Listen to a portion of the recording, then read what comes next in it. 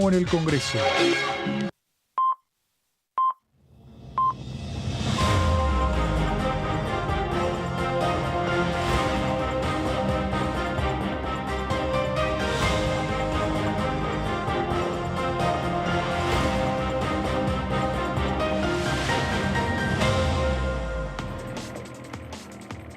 Hola, bienvenidos. ¿Cómo les va la segunda edición? Acá estamos para contarles toda la información, todos los detalles que tienen que saber de esta semana que empieza, de esta semana que va a traer una sesión parlamentaria y vamos a tener todos los detalles porque se reanuda el trabajo en las comisiones. De hecho, bastante trabajo. ¿Cómo les va, compañeros? Hola, Fabi, hola, Seba, ¿cómo están? Bienvenidos. ¿Todo bien? ¿Todo ¿Cómo bien? estás, Meli?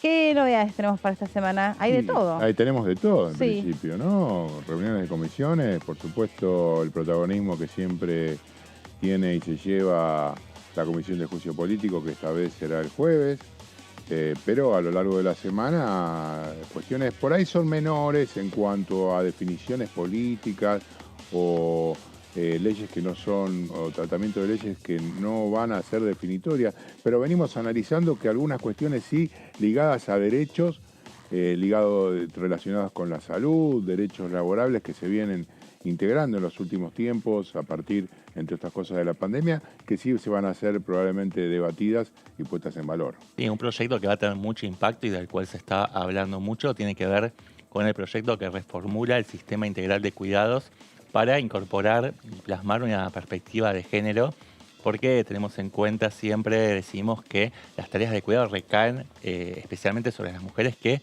absorben esas tareas que no son remuneradas, y este proyecto lo que trata de hacer es recalibrar la cantidad de horas, de licencias que reciben hombres y mujeres o personas gestantes y no gestantes para introducir un criterio de mayor equidad. Así que bueno, vamos a estar expectantes hacia eso y se va a tratar en un plenario de las comisiones de legislación laboral y de mujeres, géneros y diversidad. Sí, a ver, interesante porque a raíz de la cuestión vinculada al cuidado, en realidad se trajo como temática central, bueno, ¿cuál es el mensaje que subyace ahí en las organizaciones familiares, en la sociedad en definitiva? ¿Qué oportunidades después en concreto tienen las mujeres que durante un buen tiempo de su vida mayormente se la pasan al cuidado de otros, sea niños como a veces también de adultos mayores? ¿Cómo se van a organizar esas familias que de repente hoy tienen otro modo, otro modelo, otra estructura, que son monomarentales o monoparentales? Ahí cómo es el reparto de la licencia de los permisos especiales. ¿Qué pasa cuando todo se sale de esa familia que fue pensada o que era o solía ser modelo en otra época y hoy ya no lo es más? Claro. Sí, en una época en la cual en general un solo sueldo por ahí bastaba. Además, culturalmente estaba este patrón de que quizás el hombre era el proveedor del pan, ¿no? claro. Obviamente son estructuras arcaicas y demás que después hubo toda una revisión sobre cuáles son los modelos, ¿no?, a seguir, pero claramente ahora en estas épocas de tantas restricciones un solo sueldo no alcanza. Los hombres y las mujeres necesitan salir al mercado laboral y las mujeres siguen sojuzgadas bajo un modelo claramente de desigualdad. Sí, lo hemos visto en distintos escenarios, en distintas situaciones, ¿no? Ahí donde las mujeres por ahí no alcanzan los años de experiencia, no alcanzan los años de formalidad para jubilarse, porque cuando Claro. se dio el debate por el tema de comprar los años para poder jubilarse, de esta moratoria, principalmente dentro del universo de personas que iban a necesitar de esa ley, estaban las mujeres. ¿Por qué? Y porque muchas veces están mucho más informalizadas que los varones, no porque no trabajemos, sino porque estamos al cuidado de otros, porque Claro. nos pagan a veces por cuidar a otros. Digo, no es mi trabajo, pero les pagan otras mujeres por cuidar a otros, pero están informalizadas, no están dentro del régimen ¿cómo, perdón? Sí, claro, no están dentro del régimen formal. Jubilatorio. No hacen aportes y después tienen que salir del Estado de alguna manera a cubrir estas urgencias con el consabido queja de algunos sectores que dicen, bueno, pero estas frente no aportaron. Bueno, indudablemente no podían aportar, no estaban en un trabajo registrado por H o por B, pero han desarrollado tareas que merecen ser retribuidas, al menos, por lo menos, con esta jubilación. Y después también el tema del desarrollo de productos orgánicos, eso también va a ser formar parte de la discusión de esta semana con cuestiones relativas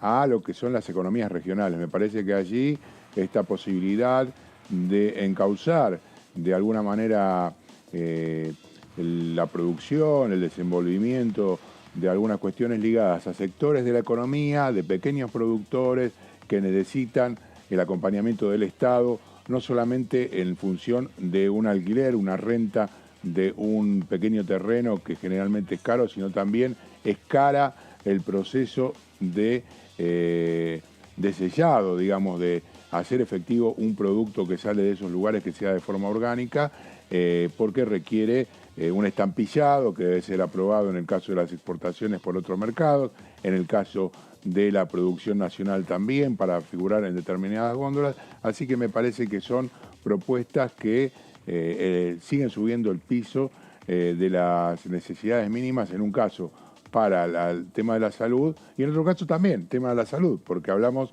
de alimentos que justamente van en ese sentido, a mejorar la calidad de vida, Meli. Sí, correcto. Lo del tema de la economía regional nos hemos ocupado mucho también, o de las... Sí, la economía regional o la comida orgánica nos hemos ocupado mucho, porque tuvimos la suerte de contar con el titular de la comisión, Ramiro Fernández Patri, creo que es Fernández Patri, creo que sí, que vino aquí al piso y nos explicó distintas cuestiones. Por ejemplo, respecto de las producciones orgánicas, nos decía que también, de nuevo, tiende a darle más empleo a las mujeres y a los jóvenes. Son estructuras más bien familiares, que el gran problema que tienen, o el gran desafío que tienen, es sostener ese nivel de artesanalidad, si es que existe la palabra, en la producción de esos alimentos, pero también teniendo el soporte para poder darle una trazabilidad a ese producto y poder certificar ese alimento, que el desafío es poder certificarlo, porque en realidad muchos tienen, digamos, llegan a hacer la producción, tienen todo, pero no pueden certificar esa forma de producción, y entonces después llega a la verdulería una naranja o una manzana que es orgánica y no está diferenciada porque no está certificada, y vos vas a la góndola y decís, no, la verdad es un aspecto re feo esta naranja. Esa es una de las características, ¿no? Que uno lo ve y son feos, y en realidad la diferencia es que no tiene justamente el agroquímico ni el fertilizante. Y entonces no lo compran. Color bonito y no lo compran. Claro. Pero estéticamente es verdad que te repele muchas veces el que no tiene ese grado de información. Claro. Se deja llevar un poco por las apariencias, ¿no? Claro. Uno ve el producto así y tiene ganas de comprar el producto tradicional. Que ahí también decíamos, ¿no? Lo charlábamos con el diputado, o sea, ¿qué es lo que te hace falta? Información, pero la verdad es que vos ves una fruta que parece que estuviera machucada, o la naranja gris, y si la verdad no se ve como la que yo veo en la góndola del supermercado, así como toda pomposa, y después... En realidad, o sea, cuando la abrís es mucho más rica, es mucho más saludable, más sabrosa. Sí, quizá por ahí el gusto al principio te resulta diferente, ¿no? También pasa eso, porque estás acostumbrado a determinado producto que, como decimos, no tiene el cuidado del orgánico. También hay un acondicionamiento, no es lo mismo, digamos, un tomate refrigerado, como sabemos que lo compramos, que pasó varios días y que estamos acostumbrados a comer, a otro que tiene otras características. Me parece que también hay una diferencia para lo que significa la percepción nuestra con respecto a cada uno de estos alimentos y la posibilidad de acceder a una mejora que por ahí en principio nos resulta medio extraña, pero después con el correr de los días comprendemos por qué se da esa valoración y esa diferencia. Bien, vamos a seguir ahora en un ratito con todas las cuestiones vinculadas a la agenda, pero ya está del otro lado nuestro primer invitado y le damos la bienvenida.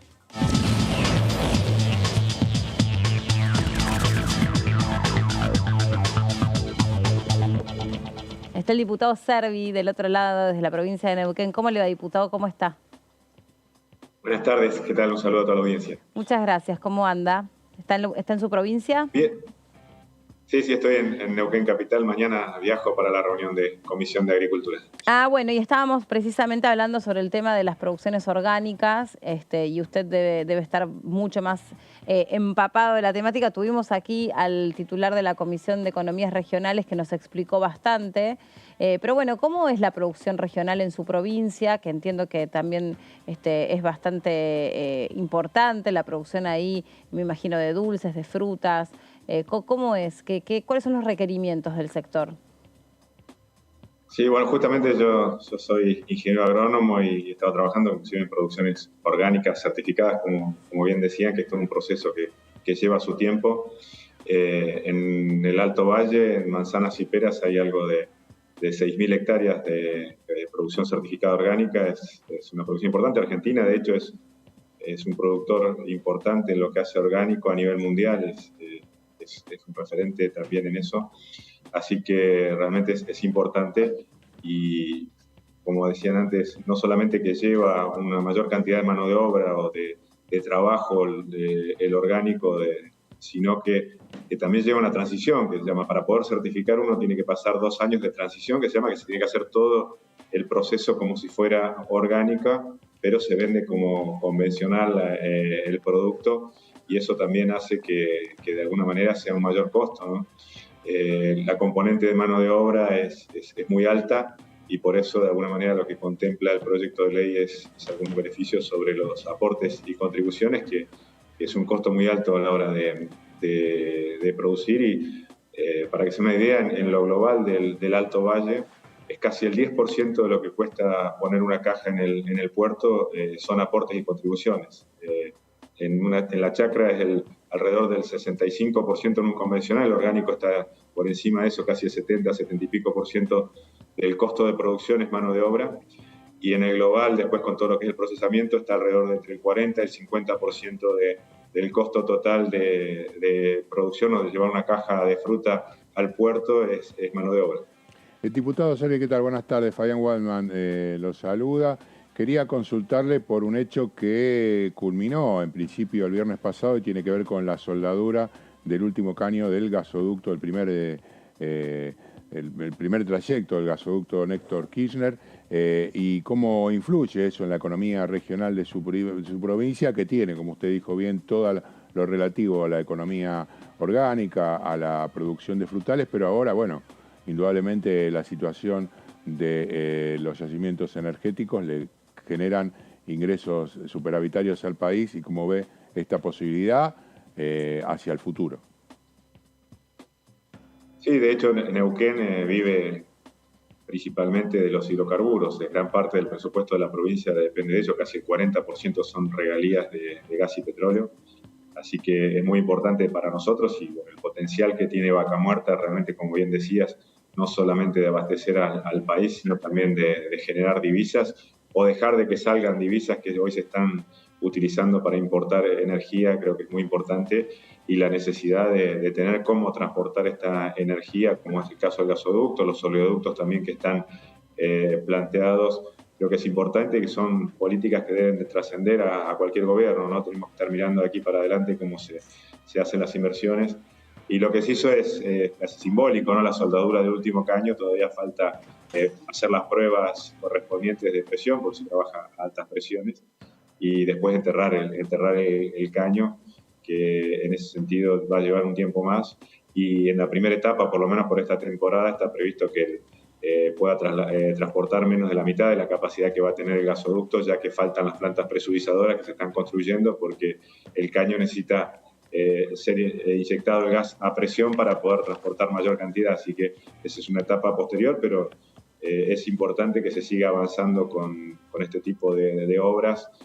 También en estos días se va a comenzar a exportar petróleo a Chile a través del OTASA, que es el oleoducto que sale al Pacífico, que va hasta los puertos del Pacífico, que permite vender petróleo a Chile y exportarlo, que también va a ser muy importante sobre todo para la realidad que vive nuestro país hoy de la faltante de divisas.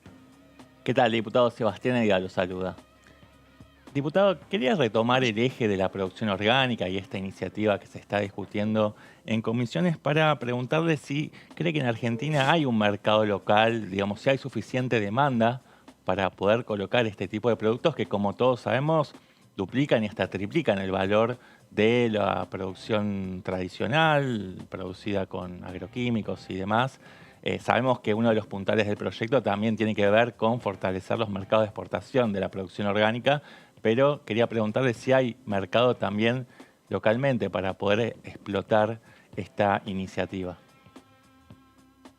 Es muy incipiente el mercado interno, sobre todo en las grandes ciudades, quizás Buenos Aires es donde hay algo más, hay inclusive una feria de productos orgánicos dentro de la ciudad de Buenos Aires, pero cuesta con respecto a lo que uno ve, por ejemplo, en otros países, en Europa, donde hay alrededor del 10%, ¿no? Del mercado es lo que hace orgánico. Estados Unidos también en este cambio de hábitos alimenticios que están pretendiendo un cambio, pero básicamente generalmente vinculado a las grandes ciudades donde comienzan este tipo de tendencias.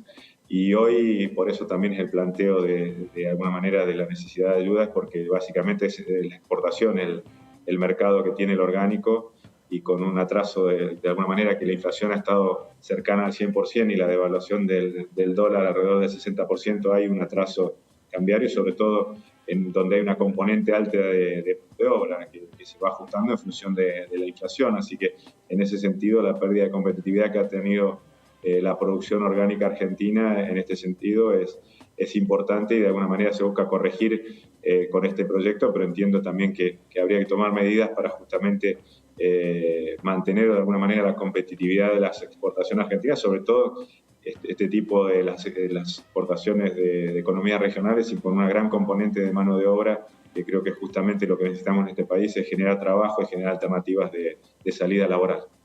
Diputado, hablando de generar alternativas de salida laboral, otra de las industrias de la que también entiendo Neuquén se siente un poco ahí en el medio es la industria del litio. Digo, se siente en el medio porque las reservas de litio en general están en las salinas, pero también nos contaban que en la provincia, en su provincia hay maneras de extraer litio, sobre todo con excavaciones, con actividad minera.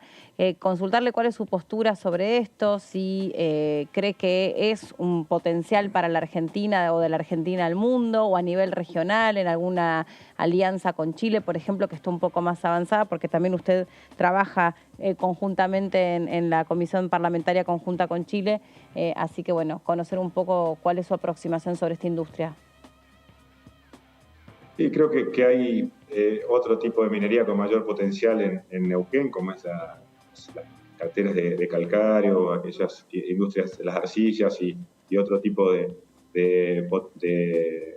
desarrollos mineros.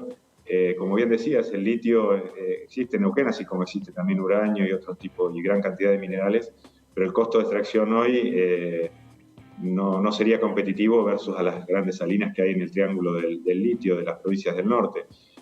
Creo que podría ser a futuro en la medida que se siga requiriendo y que de alguna manera, como pasó con Vaca Muerta, ¿no? Al principio de los yacimientos convencionales, de Vaca Muerta se sabe hace menos de 50 años que existe el yacimiento, el tema que no era viable o rentable explotarlo. A partir del desarrollo de nuevas tecnologías sí se puso se logró la posibilidad de hacerlo, y creo que en este caso hoy, con las condiciones que están dadas y los costos que existen, y compitiendo básicamente con el litio que se extrae de salinas, no se podría competir o desarrollar, pero a futuro, si se genera la tecnología, también Neuquén tiene cobre, tiene una gran cantidad de minerales con potencial, pero hoy no están dadas las condiciones para extraerlos. Creo que en la medida que se den, creo que es una discusión que hay que dar también con la preservación del medio ambiente y sobre todo las fuentes de agua, que Neuquén tiene muchos ríos, pero creo que hay una minería posible en la medida que justamente se den todas estas garantías.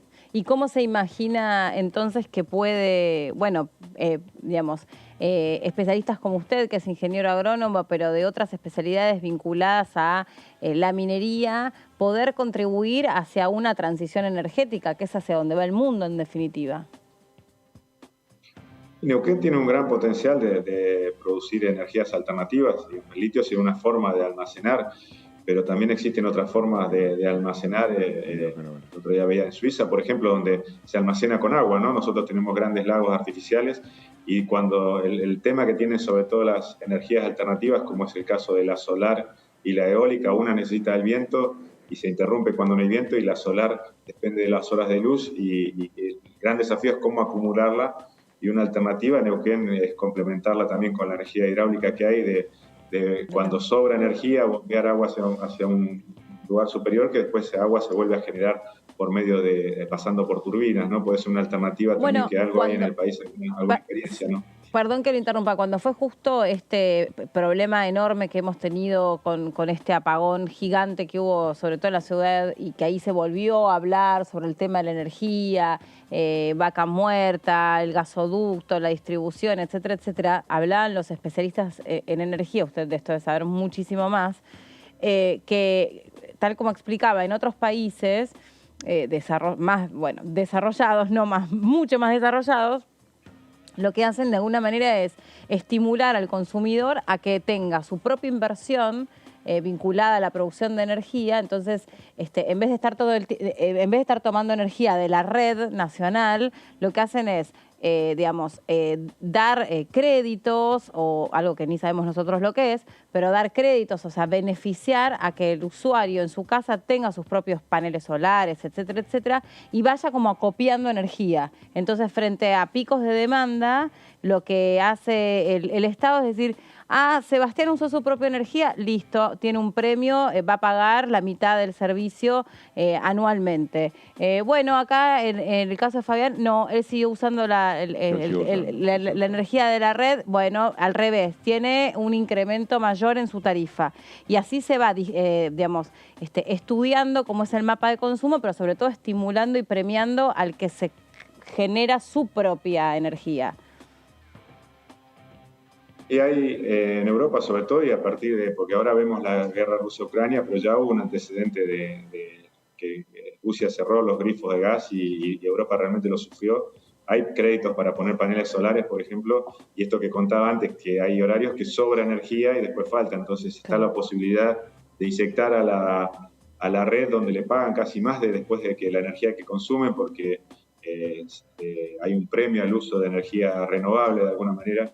Aquí en Argentina está la ley de energía distribuida que uno podría inyectar a la red, pero después son las provincias o las distintas localidades o las distribuidoras las que tienen que implementarlo, y es uno de los temas pendientes, así como también la construcción de electroductos, ¿no? Se habla muchas veces de gasoductos, oleoductos para llevar la energía cruda. Tranquilamente se podría con el gas generar energía eléctrica en Neuquén, como hacen, por ejemplo, la Central Puerto, o como la central que tiene CAPEX en China Muerta, aquí en Neuquén, y generar la energía localmente y no mandar el gas, por ejemplo, para que sea quemado dentro de la ciudad de Buenos Aires, tanto la Central Puerto como la Central Costanera, y eso también permitiría una cierta flexibilidad, y el día de mañana Neuquén que siga siendo una provincia de energía en la medida que se vaya la transición o se deje de usar el petróleo y poder generar energías alternativas, como decía, hay un gran potencial con energía hidráulica, eólica, solar en el norte de nuestra provincia, y también tenemos la geotermia, que es una energía que en otros países se utiliza, y aquí tenemos la zona tanto de Copahue, el volcán Copahue, como el Domullo, que tienen posibilidad de generación de energía geotérmica, que es una energía también de producción continua de alguna manera. Yo le quería consultar por una cuestión que siempre estaba vapuleada en cuanto a los beneficios que obtenemos los porteños, en contraposición a lo que pasa en otros distritos del país. En particular, cómo viven los ciudadanos de una provincia como Neuquén en lugares donde no hay gas, cuando efectivamente son productores. ¿Cómo se siente un neuquino frente a una situación que a todas luces es injusta, sacando de allí la materia prima, llevándola a otro territorio y sin poder hacer uso los propios ciudadanos de la provincia de ese insumo? Es algo que nos preocupa, porque nosotros somos grandes productores de gas y petróleo que va crudo a ser procesado en otras provincias. Y hoy tenemos la tarifa de energía más cara del país para grandes usuarios, así que una industria electrointensiva se va a radicar seguramente cerca del mercado, en el conurbano bonaerense o en otras provincias, y no en Neuquén, por ejemplo, donde, como bien decías, vemos cómo sale de nuestra provincia una gran cantidad de recursos, pero no le podemos agregar valor o utilizarlos, por ejemplo, en la energía eléctrica para dar valor a otras industrias, inclusive dentro de la provincia, o por ejemplo el regar. Neuquén tiene un potencial de riego de 180.000 hectáreas, gran parte de la provincia estamos dentro de un desierto, pero tenemos ríos como el Limay y el Neuquén que son muy caudalosos, y en el caso del Limay el 95% del agua se va al mar sin ser utilizada y podríamos regar y generar producción, pero hoy es prohibitivo por los costos de energía eléctrica que tenemos. Diputado, perdón, Seba. No, dale. Perdón, usted es el presidente de la Comisión de Economía. Quería, escuchar su postura sobre las medidas que se anunciaron el sábado. El ministro de Economía hizo una serie de anuncios vinculados a estrategias tanto hacia los alimentos como hacia el mercado interno, hacia el Banco Central. Bueno, quería saber de todo ese paquete de medidas, por lo menos que quedaron esbozadas, porque de algunas nos falta conocer los detalles. ¿Qué le parece y cuál, por ejemplo, le parece una muy buena medida que se haya tomado? Yo creo que no hay ninguna medida buena en la medida que realmente, de alguna manera, lo que hace este paquete de medidas que han tomado es poner en evidencia el gran problema que tenemos y lo que preocupa a los argentinos cuando uno habla o recorre nuestra provincia, recorremos el país. Hoy el flagelo de la inflación realmente afecta y mucho a los argentinos y al bolsillo y sobre todo repercute fuertemente en lo que es alimentos y en aquellos que menos tienen, ¿no? La inflación es el impuesto al último de la cadena, el que va a comprar a la despensa, al mercado o al supermercado y que no lo puede trasladar al precio, así que realmente, y sobre todo en las familias de bajos recursos que destinan entre el 70 y 80% del presupuesto a la alimentación, realmente está pegando muy fuerte esto y estamos viendo una falta de reacción, inclusive dentro del Congreso, que no se da la discusión de temas que haga justamente a ver cómo trabajamos en que se pueda acomodar la economía, de alguna manera se pueda bajar estos niveles de inflación, que son un síntoma de problemas económicos muy serios que están teniendo nuestro país, que se acrecientan con el tema de la sequía este año, ¿no? Que todavía recién está comenzando la cosecha de granos, pero se va a sentir la faltante de divisas que va a tener nuestro país. Y también las restricciones para importar de alguna manera bienes intermedios, porque gran parte de la industria de nuestro país depende o tiene casi un 60% de componentes importadas, y al no poder importar esos bienes intermedios tampoco hay producción local y se achica la oferta, eso también genera mayor inflación. Así que realmente es un cóctel complejo el que tiene nuestro país, sumado a un año electoral donde en general no se quieren tomar medidas de fondo que hagan a que esto se pueda encaminar, pero creo que básicamente subir las tasas de interés es un negocio termina siendo para los bancos y un pan para hoy, pero hambre para mañana, es patear el problema para adelante. Y no veo el tema yo conozco bastante del sector frutihortícola, que la importación sea un tema, porque son productos perecederos, también hay que tener, si uno importa, hay que ver dónde se conservan, cómo se hace, cómo se inyectan realmente al mercado, y creo que ahí se podría trabajar básicamente en bajar los costos, en ver de qué manera se puede bajar los costos de la cadena, donde hay muchas veces costos altos de transacción o costos de fletes. Hoy también inciden y mucho, sobre todo las producciones de la frutihorticultura en general, salvo lo que hace al cordón productivo cercano de hortalizas, cercanos a la ciudad de Buenos Aires. En general tienen fletes de cerca de 1.000 kilómetros, que eso incide mucho, y el flete es una componente muy importante también del costo de los productos, y creo que habría que trabajar justamente en la cadena, en ver cómo se hace para también bajar los costos de alguna manera para que llegue a los consumidores y que no tengan que de alguna manera la medida de ajuste sea el bajar la calidad alimenticia de las familias argentinas. Diputado, ¿se puede trabajar desde el Congreso en algún tipo de alternativa, iniciativa para mitigar el problema de la inflación, o la botonera la tiene exclusivamente, digamos, los resortes para poder afrontar estos problemas los tiene exclusivamente el Poder Ejecutivo Nacional? Y si puedo poner algún ejemplo, en el caso de que sí el Congreso pueda hacer una contribución en ese sentido. Yo creo que sí se puede trabajar en la medida que se generen consensos. El gobierno, de alguna manera, también el Congreso es donde se generan los consensos, o los lugares donde están representados las distintas fuerzas, de alguna manera proporcionalmente a los votos o a la voluntad popular. Creo que se puede dar, por sobre todo porque estamos viviendo una crisis que tiene cuestiones económicas, como decía, el tema de la sequía o algunas otras cuestiones que viene arrastrando a nuestro país, pero también está dado por un una crisis política también que está dando, ¿no? en el oficialismo, y de alguna manera genera una desconfianza en los mercados, y eso también hace que cueste que vengan inversiones, o que de alguna manera aquel que necesita hacer una inversión, una ampliación para generar trabajo, para generar mayor eficiencia, la postergue en función de lo que pase a nivel nacional o los resultados de las próximas elecciones. Creo que en la medida que se pudieran dar ciertas certezas, o como en el caso que hablábamos antes de vaca muerta, o lo que hace la energía, de tener una política a mediano o largo plazo, cierta certeza de que las reglas del juego no van a cambiar, creo que también podrían generar una mayor inversión, o de alguna manera también que se pongan en marcha ciertas actividades que hoy están un poco frenadas. Diputado Cervi, le agradecemos mucho este contacto con nosotros, que esté muy bien. Muchas gracias a ustedes por el espacio, y un saludo a toda la audiencia. Hasta luego. Te pregunto, Fabi, ¿está confirmada la sesión para esta semana o todavía no? En principio yo creo que no está confirmada. No está confirmada. No está confirmada, efectivamente. No. Hay reuniones de comisión, de hecho, ya programadas bastantes para el miércoles. Sí. 3 reuniones. Así que hasta el viernes, por lo menos, que es lo que la última información que tenía, no había confirmación de jornada, a menos que Sebastián sepa algo más, pero en principio creo que no. No hay acuerdo, digamos, hay muchas cuestiones que podrían tratarse, algunas, digamos, que necesitarían la definitiva aprobación del dictamen, pero bueno, el clima político de alguna forma y las elecciones también contribuyen a que esto sea un impedimento. Habrá que ver la semana próxima si se llega a algún tipo de dictamen esta semana en las comisiones, y hay acuerdo para trabajar alrededor de los temas que van a tratar.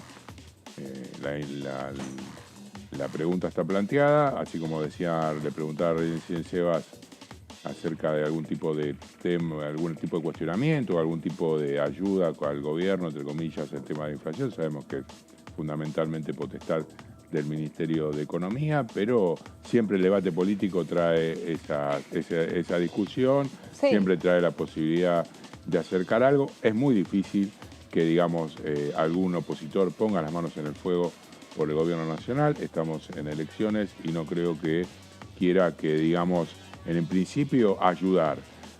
Tampoco creo que le convenga demasiado que la cuestión se desmadre, porque si efectivamente vamos a tener un 130% de inflación a lo largo del 2023, que son los cálculos en principio de alguna manera quizás más optimistas, otros hablan de un 150, sí. Llegar a diciembre con esos números, de alguna manera, bueno, que entiendo que la oposición quisiera que el ajuste lo haga Alberto Fernández. No creo que lo vaya a hacer en estas condiciones. Hablando de eso, fue durísimo Máximo Kirchner en el Congreso, el plenario del Congreso del PJ bonaerense, cuando dijo: si hubiéramos tenido un dirigente responsable, o sea, se dirigió de esa manera a Alberto Fernández. No, a Macri, eso fue con Macri. Porque hablaba de la deuda. Hablaba de la deuda, pero también hablaba de la ausencia de un plan económico. Después dijo los laburantes. O sea, a mí me pareció que fue duro con los dos. No me pareció no puede ser. Yo en principio yo lo escuché, digamos. Sí. En principio entendía que tenía que ver con la toma de la deuda. Sí. Eso es correcto. Y aparte lo nombró y dijo, es más, dijo, no lo quiero ni nombrar porque no tengo ganas ni que estén chiflando, qué sé yo. Por eso. Pero sí. Con respecto a Alberto Fernández, lo que está claro, y lo volvió a pedir, es decirle, bueno, les pido a los compañeros de la CGT, dijo, sí. Que la urgencia del momento implica resolver el tema del bolsillo. Hay que poner la suma fija, ahí tiene una responsabilidad, digamos. Hay que ir por paritarias. Por paritarias y doble aguinaldo. Y sobre ese tema era, de acuerdo a las declaraciones que ha dicho el viernes sí Alberto Fernández, en cuanto está muy dura los dirigentes de la CGT no lo quieren. En ese lugar yo creo que sí, efectivamente, hay una indirecta hacia el presidente, sí. Que trató de no lastimarlo en una interna en la cual tampoco se le aplica ninguna toma de judo al ministro Massa, digamos, de parte ni de Cristina Kirchner ni de Máximo Kirchner. Coincido. Así que en ese sentido, el que debería recibir quizá más golpes sería el tigrense, que no lo está recibiendo, con lo cual creo que no hay en ese sentido. Hay exigencias sí en la cuestión económica, pero no más que eso. Sí, habló de los alimentos, o sea, Sí, claro, disparó para todos lados. Sí. pero claro, sí, claro. Sí, para todos lados. Bueno, Seba, hablando de alimentos, volvemos a la producción orgánica. Vos tenés en detalle ese proyecto. Sí, exactamente. Bueno, el martes a las 15 horas se va a estar tratando este proyecto en la Comisión de Agricultura y Ganadería, que es donde falta que se trate. Recordemos que ya tiene dictamen de las comisiones de Economía Regional, que es que el presidente es justamente el autor de este proyecto, es Ramiro Fernández Patri, y también en Presupuesto y Hacienda. Pero bueno, nos preguntamos qué es entonces este proyecto de producción y elaboración de productos orgánicos, o mejor dicho, ¿qué es la producción orgánica? Tiene que ver con una alimentación saludable, una alimentación más consciente que tenga en cuenta las necesidades del organismo, un mayor cuidado del medio ambiente, más amigable con el ecosistema, digamos, más consciente acerca del uso del agua, el cuidado del suelo y demás. Bueno, y el no uso de fertilizantes, agroquímicos, herbicidas y todo tipo de productos químicos que obviamente generan una mayor producción, pero por otro lado también se trata de productos que pueden generar a la larga, digamos, algún perjuicio en la salud. Claro, o sea, es orgánico porque tiene en cuenta, si querés, tanto nuestro propio organismo, porque su producción es una producción más artesanal, más cuidadosa, con menos productos que a la larga puedan traer enfermedades, pero también porque es sustentable y es más cuidadoso del medio ambiente. Y además es un tipo de producción que abarca, hay que decirlo, 4 millones de hectáreas en toda la Argentina. O sea, si bien es bastante incipiente, ya hay un cúmulo de experiencias a lo largo y ancho del país y son tomadores de mano de obra intensiva. En general, el paradigma predominante en los campos de Argentina es la agricultura extensiva y no la intensiva. Acá estamos hablando de algo que involucra más a un modo de producción más familiar en muchos casos, o pequeñas empresas que obviamente existe siempre un fin de lucro, pero no es el interés principal, o en todo caso se conjuga con otro tipo de prioridades que ponen el acento en cuestiones vinculadas a la salud, al modo de producción, a lo que muchas veces se denomina el paradigma de la soberanía alimentaria. Sí, que es el gran tema del futuro, sobre todo cuando se tienen en cuenta países como el nuestro, que es un enorme productor de alimentos y de granos, y también de animales, pero con muy poca cultura sobre cómo poder abastecernos o autoabastecernos, ¿no? O sea, en un país, es increíble, donde nos vienen diciendo que era una enorme oportunidad este escenario horrible de la guerra. Bueno, cayó encima la sequía y como sea, pero la cuestión es que nunca podemos estar a la vanguardia. Claro. O sea, seguimos teniendo la mitad del país pobre. Sí, digamos, yo ni siquiera diría la vanguardia. Lo que diría es efectivamente que teniendo la posibilidad de producir tantos alimentos es realmente una... Sí, de todos modos. Es una contradicción tan grande y es indignante. Es indignante. Y de todos modos, la soberanía alimentaria es un gran paraguas que no solamente incluye la cuestión cuantitativa de abastecer a toda la población y dar cuenta de las necesidades de toda la población, sino que también incluye la cuestión del modo de producción de una forma más sustentable que incorpore la cuestión de la salud, del cuidado del medio ambiente. O sea, es una visión bastante más integral que la cuestión del meramente el abastecimiento, ¿no? O del autoabastecimiento. Bueno, pero si uno por lo menos dijera, tenemos abastecidos efectivamente a toda la población. Por lo menos tengo pibes que se mueran de hambre. Y avanzamos en el desarrollo de una comida, una sustentación más saludable, estaríamos mejor todavía. Por supuesto. Bueno, entonces este es un proyecto de promoción de la producción y elaboración de productos orgánicos. Lo decíamos, ¿no? Que ya tuvo dictamen de 2 comisiones y va a ser ahora este martes a las 15 horas tratado y con la expectativa de obtener el broche final, digamos, para que pueda llegar al recinto. ¿Cuáles son los beneficios que contempla esta iniciativa? Por un lado, un bono de crédito fiscal o un certificado de crédito fiscal intransferible del 70% de la totalidad de los aportes patronales. Estos bonos pueden ser utilizados por los productores para cancelar obligaciones de tipo fiscal, impositivo con la AFIP. También pueden cancelar tributos aduaneros. La única salvedad es el impuesto a las ganancias. Vamos por favor a la siguiente placa. Ahí está. Los beneficiarios del régimen de promoción establecido por la presente ley también tendrán una reducción del 60% en el impuesto a las ganancias. Esto es otro aspecto importante. Vamos a la siguiente placa. Por otro lado, también se crea el registro de productores y productoras y elaboradores y elaboradoras de productos ecológicos, biológicos u orgánicos en el ámbito de la Secretaría de Agricultura, Ganadería y Pesca. Y en la próxima placa vamos a ver la cuestión del financiamiento, que siempre es un punto que muchas veces es utilizado por la oposición para ver si hay algún punto flaco. Esto se cura a partir de la creación del Fondo de Promoción del Producto Orgánico, el cual va a estar integrado por los recursos presupuestarios que son asignados anualmente por el trabajo del Congreso de la Nación, los ingresos por donaciones y por último fondos extraordinarios que pueden ser provistos por organismos internacionales o gubernamentales o organizaciones no gubernamentales. Eso lo entiendo porque eso es lo que mayormente sale a buscar Sergio Massa al Banco Interamericano de Desarrollo y demás, cuando va con un programa muy concreto y concibe créditos, específicos. Claro, específicos, tal cual para determinados programas. Perdón mi ignorancia, pero ¿quién podría ser un bolsillo generoso para apoyar la promoción orgánica de alimentos? No, yo creo que eso delegado se refiere a las herencias que donan las tierras o cuestiones por el estilo. ¿O no? No, pero también es para generar un fondo de promoción, ¿viste? O sea, por eso yo, eso que sí vos lo entiendo, pero ¿quién podría poner... Bueno, por ejemplo, proyectos como del CAF, de la Corporación Andina de Fomento, también el Banco Interamericano de Desarrollo.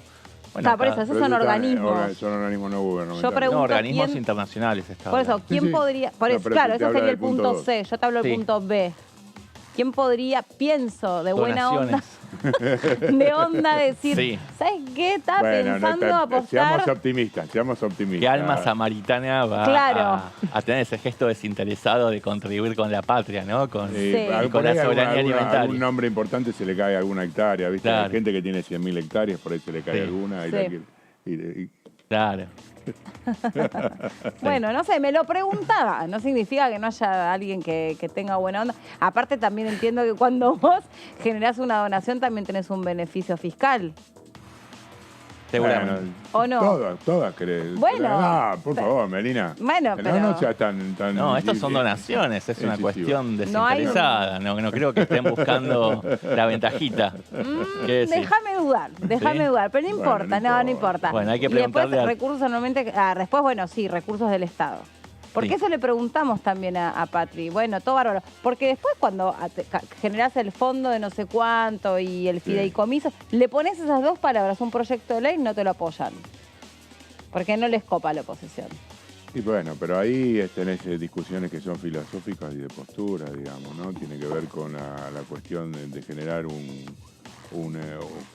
una estructura para atender a este sector. Me parece que es, en definitiva, lo que cada uno de los sectores lo necesita. Entonces, siempre que se hace un nicho específico de algo que hay para todos, pareciera que ese aporte no podría ser saldado. Cuando los beneficios que va a generar efectivamente la producción orgánica a través de las importaciones van a ser mayores, entiendo yo, que lo que tengas que invertir desde el Estado para poder facilitarlo. Claro.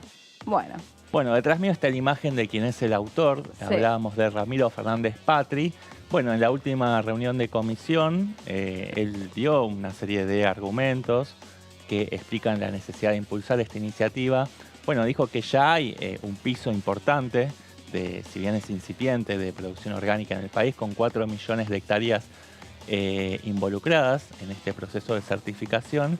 Pero a partir de este proyecto, que incluye una serie de incentivos y beneficios económicos, la idea es fortalecer los mercados de exportación y contribuir a concientizar para que aumente el consumo de producción orgánica a nivel interno. Claro, esto se da de bruces o entra en contradicción con la crisis que vive buena parte de la población que no tiene ingresos para poder afrontar este tipo de gastos, ¿no? En su vida cotidiana. Y perdón mi recontra ignorancia. 4 millones de hectáreas... Ahí está. Gracias. Lo que busqué recién. Perfecto, yo ese dato no lo tenía, así que... 26.2 millones de hectáreas de producción Están en dedicadas. Argentina, Ajá, casi un poquito más de un 10%. Sí. está. Es importante, digo, me parece... No, por eso, Sí. porque este 4 millones de hectáreas No, en sí claro, mismo uno me no dice sabe, nada, siempre decir claro. 4 millones es mucho, poco, siempre Claro, no son me valores decía absolutos, nada. hay que hacerlo relativo. Y que Era yo más de quería- lo que yo pensaba que... Sí, yo también, yo pensé que no era tanto. Pero claro, uno que sabe, o sea, Sí. pues no te representan nada 4 millones Claro. en sí mismo. Pero, ¿cuánta gente estará abocada a la producción Sí. orgánica? No tengo idea, o sea, el pero vos volumen pensás que son de- emprendimientos pequeños, o sea... Sí. Podemos buscarlo también, me parece que debe ser un número Bueno, importante a mí- porque es... Y aparte yo Bueno, y creo por que... hectárea trabaja mayor cantidad de gente, son actividades de mano de obra intensiva, ¿no? O sea, eso es importante en un contexto donde hace falta trabajo registrado formal. Sí, a mí me llamó la atención que aún en producciones muy industrializadas o procesos muy industrializados, siempre está como ese cuidado, esa mirada detallada de, digamos, es la tecnología aplicada a... No estoy hablando estrictamente de la producción orgánica porque no sé cómo funciona, siempre uno entra a conocer esas cosas en las ferias que hay Sí, y entonces...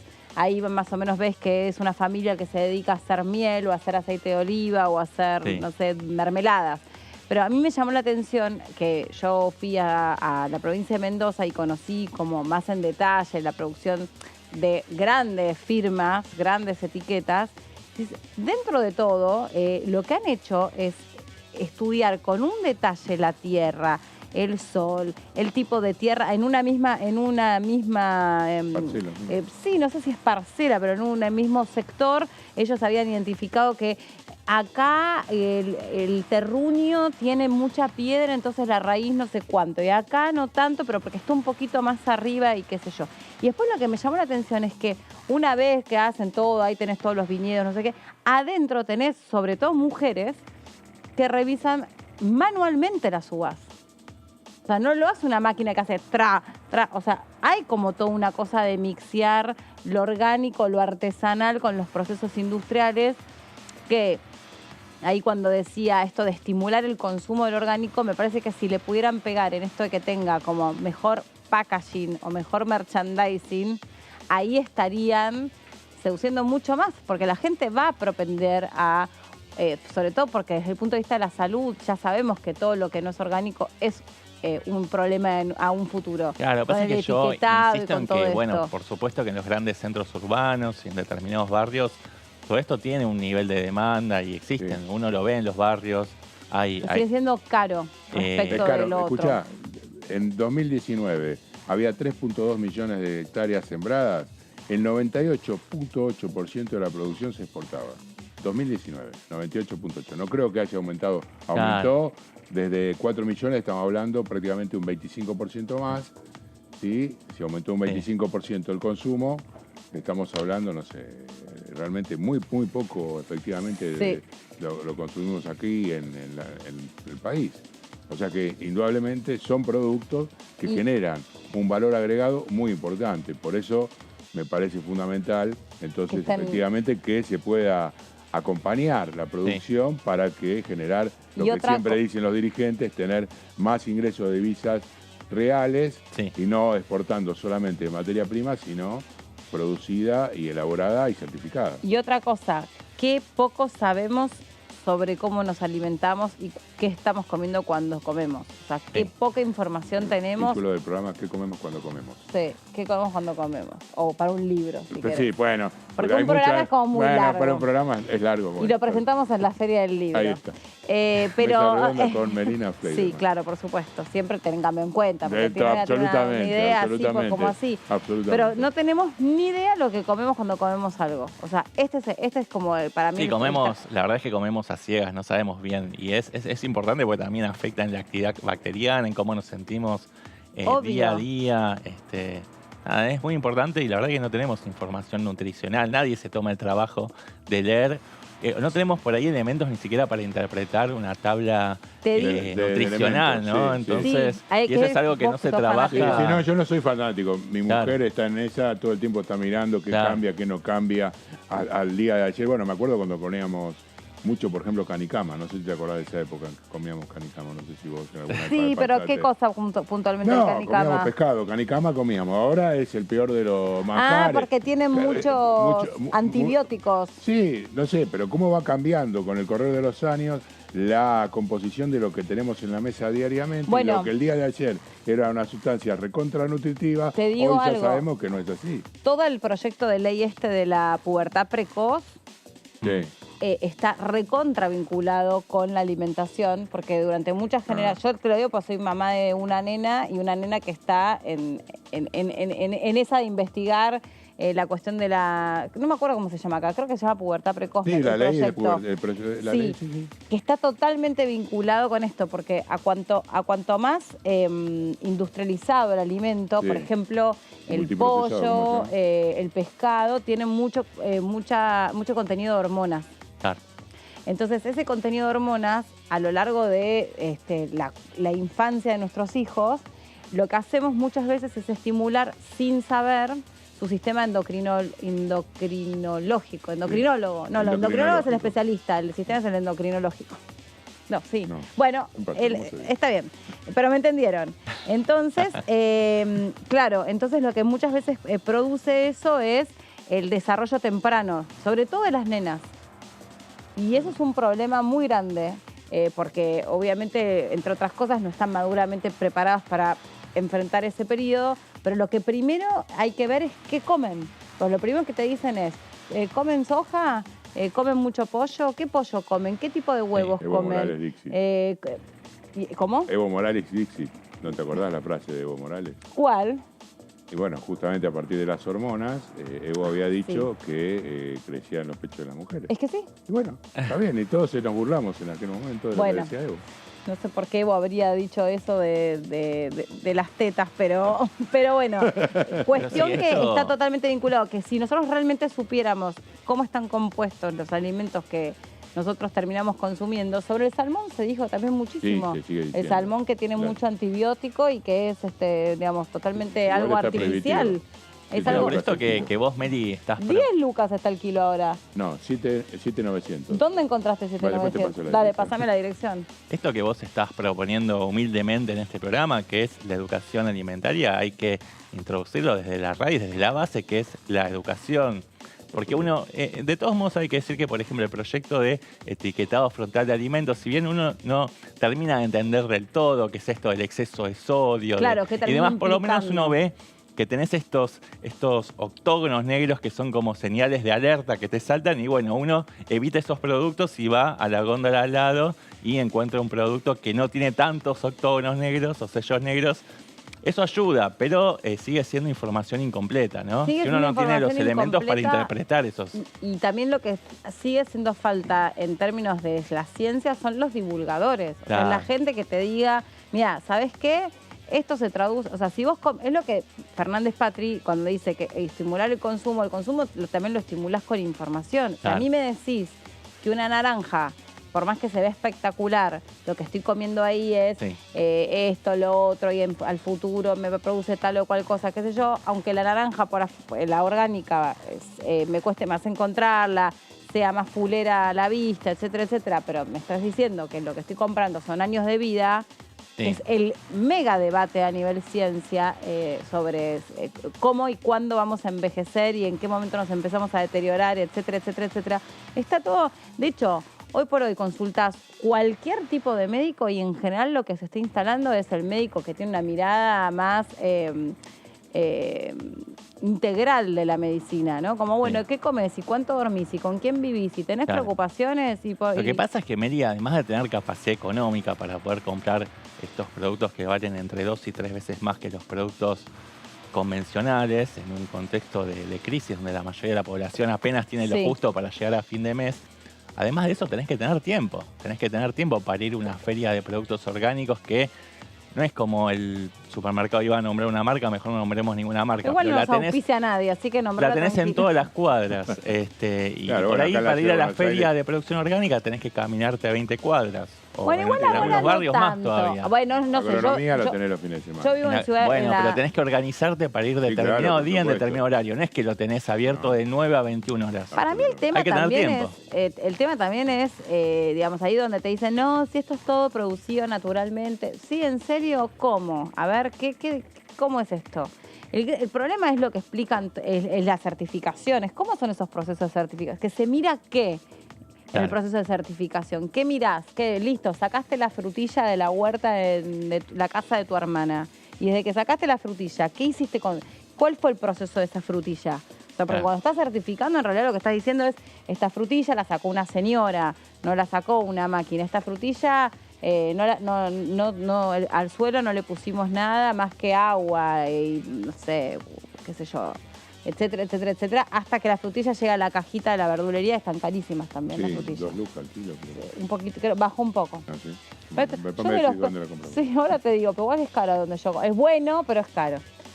Bueno, Seba, tenés una placa más, ¿no? Sí, no, digamos, algunas modificaciones que fueron introducidas en la última reunión de comisión fueron muy chiquitas, las explicó quien vemos detrás mío en la pantalla, Germán Martínez, el presidente del bloque oficialista, y habló de introducir un piso de 100 millones de pesos en este crédito fiscal que puede ser canjeado por otras obligaciones de tipo fiscal ante la AFIP. Y 100 millones de pesos que sean actualizables, fijando los objetivos y el alcance de la ley. Bien. Bueno, gracias. No, de nada. Hacemos una pausa, ¿les parece bien? Y nos acomodamos y ya le metemos en la segunda hora. Dale, ¿De vamos acuerdo? a la segunda hora, Dale, perfecto. ahí venimos.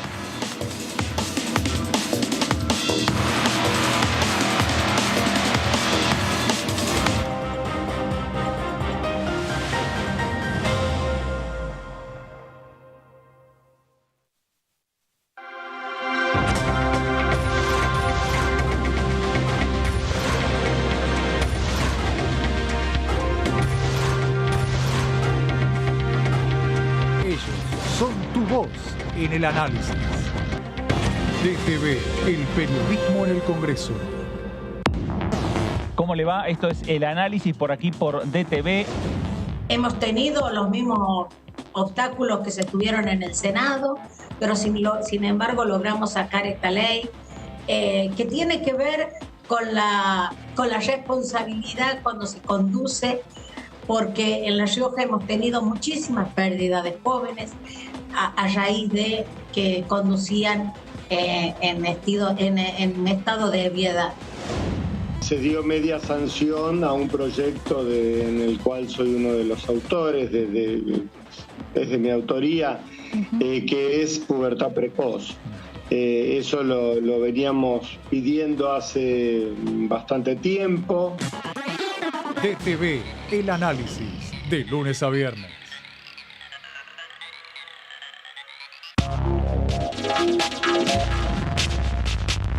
DTV es información, diálogo, análisis. DTV es federalismo, pluralidad de voces, libertad de expresión. DTV es todo lo que un país en democracia tiene que ser. DTV es tu voz en el Congreso. Este 2023 seguí eligiéndonos. DTV, el periodismo en el Congreso.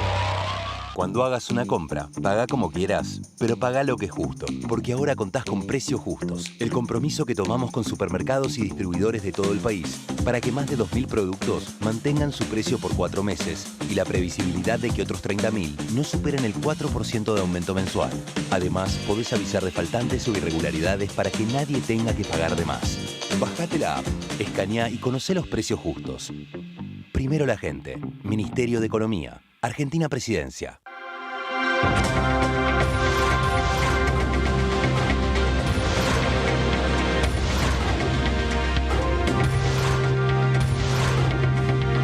Ellos son tu voz en la tercera edición. DTV, el periodismo en el Congreso. Ahora sí, continuamos con el resumen de noticias parlamentarias. la presidenta de la Cámara, Cecilia Moró, recibió hoy a su par de la Asamblea Nacional de la República Socialista de Vietnam, con quien firmó un acuerdo entre ambas instituciones para profundizar el compromiso parlamentario entre los dos países. Proyecto para indemnizar a herederos de víctimas de la represión de 2001.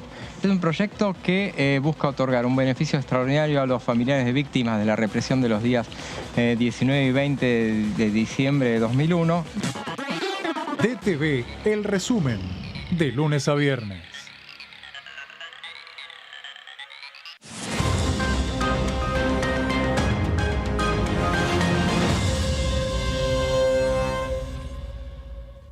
Ampliamos las asignaciones familiares. A partir de marzo, igualamos el tope de ingresos para percibir las asignaciones con el piso del impuesto a las ganancias. De este modo, incluimos a 900.000 niños, niñas y adolescentes al sistema de asignaciones, poniendo en valor el trabajo de más de 600.000 familias trabajadoras. Primero la gente. ANSES, Ministerio de Economía, Argentina Presidencia.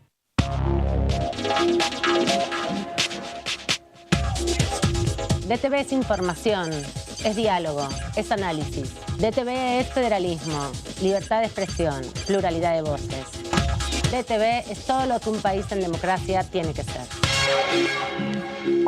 DTV es tu voz en el Congreso.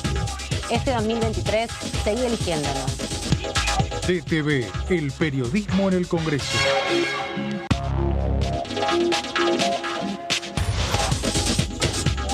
Punto Género, lunes, 23 horas.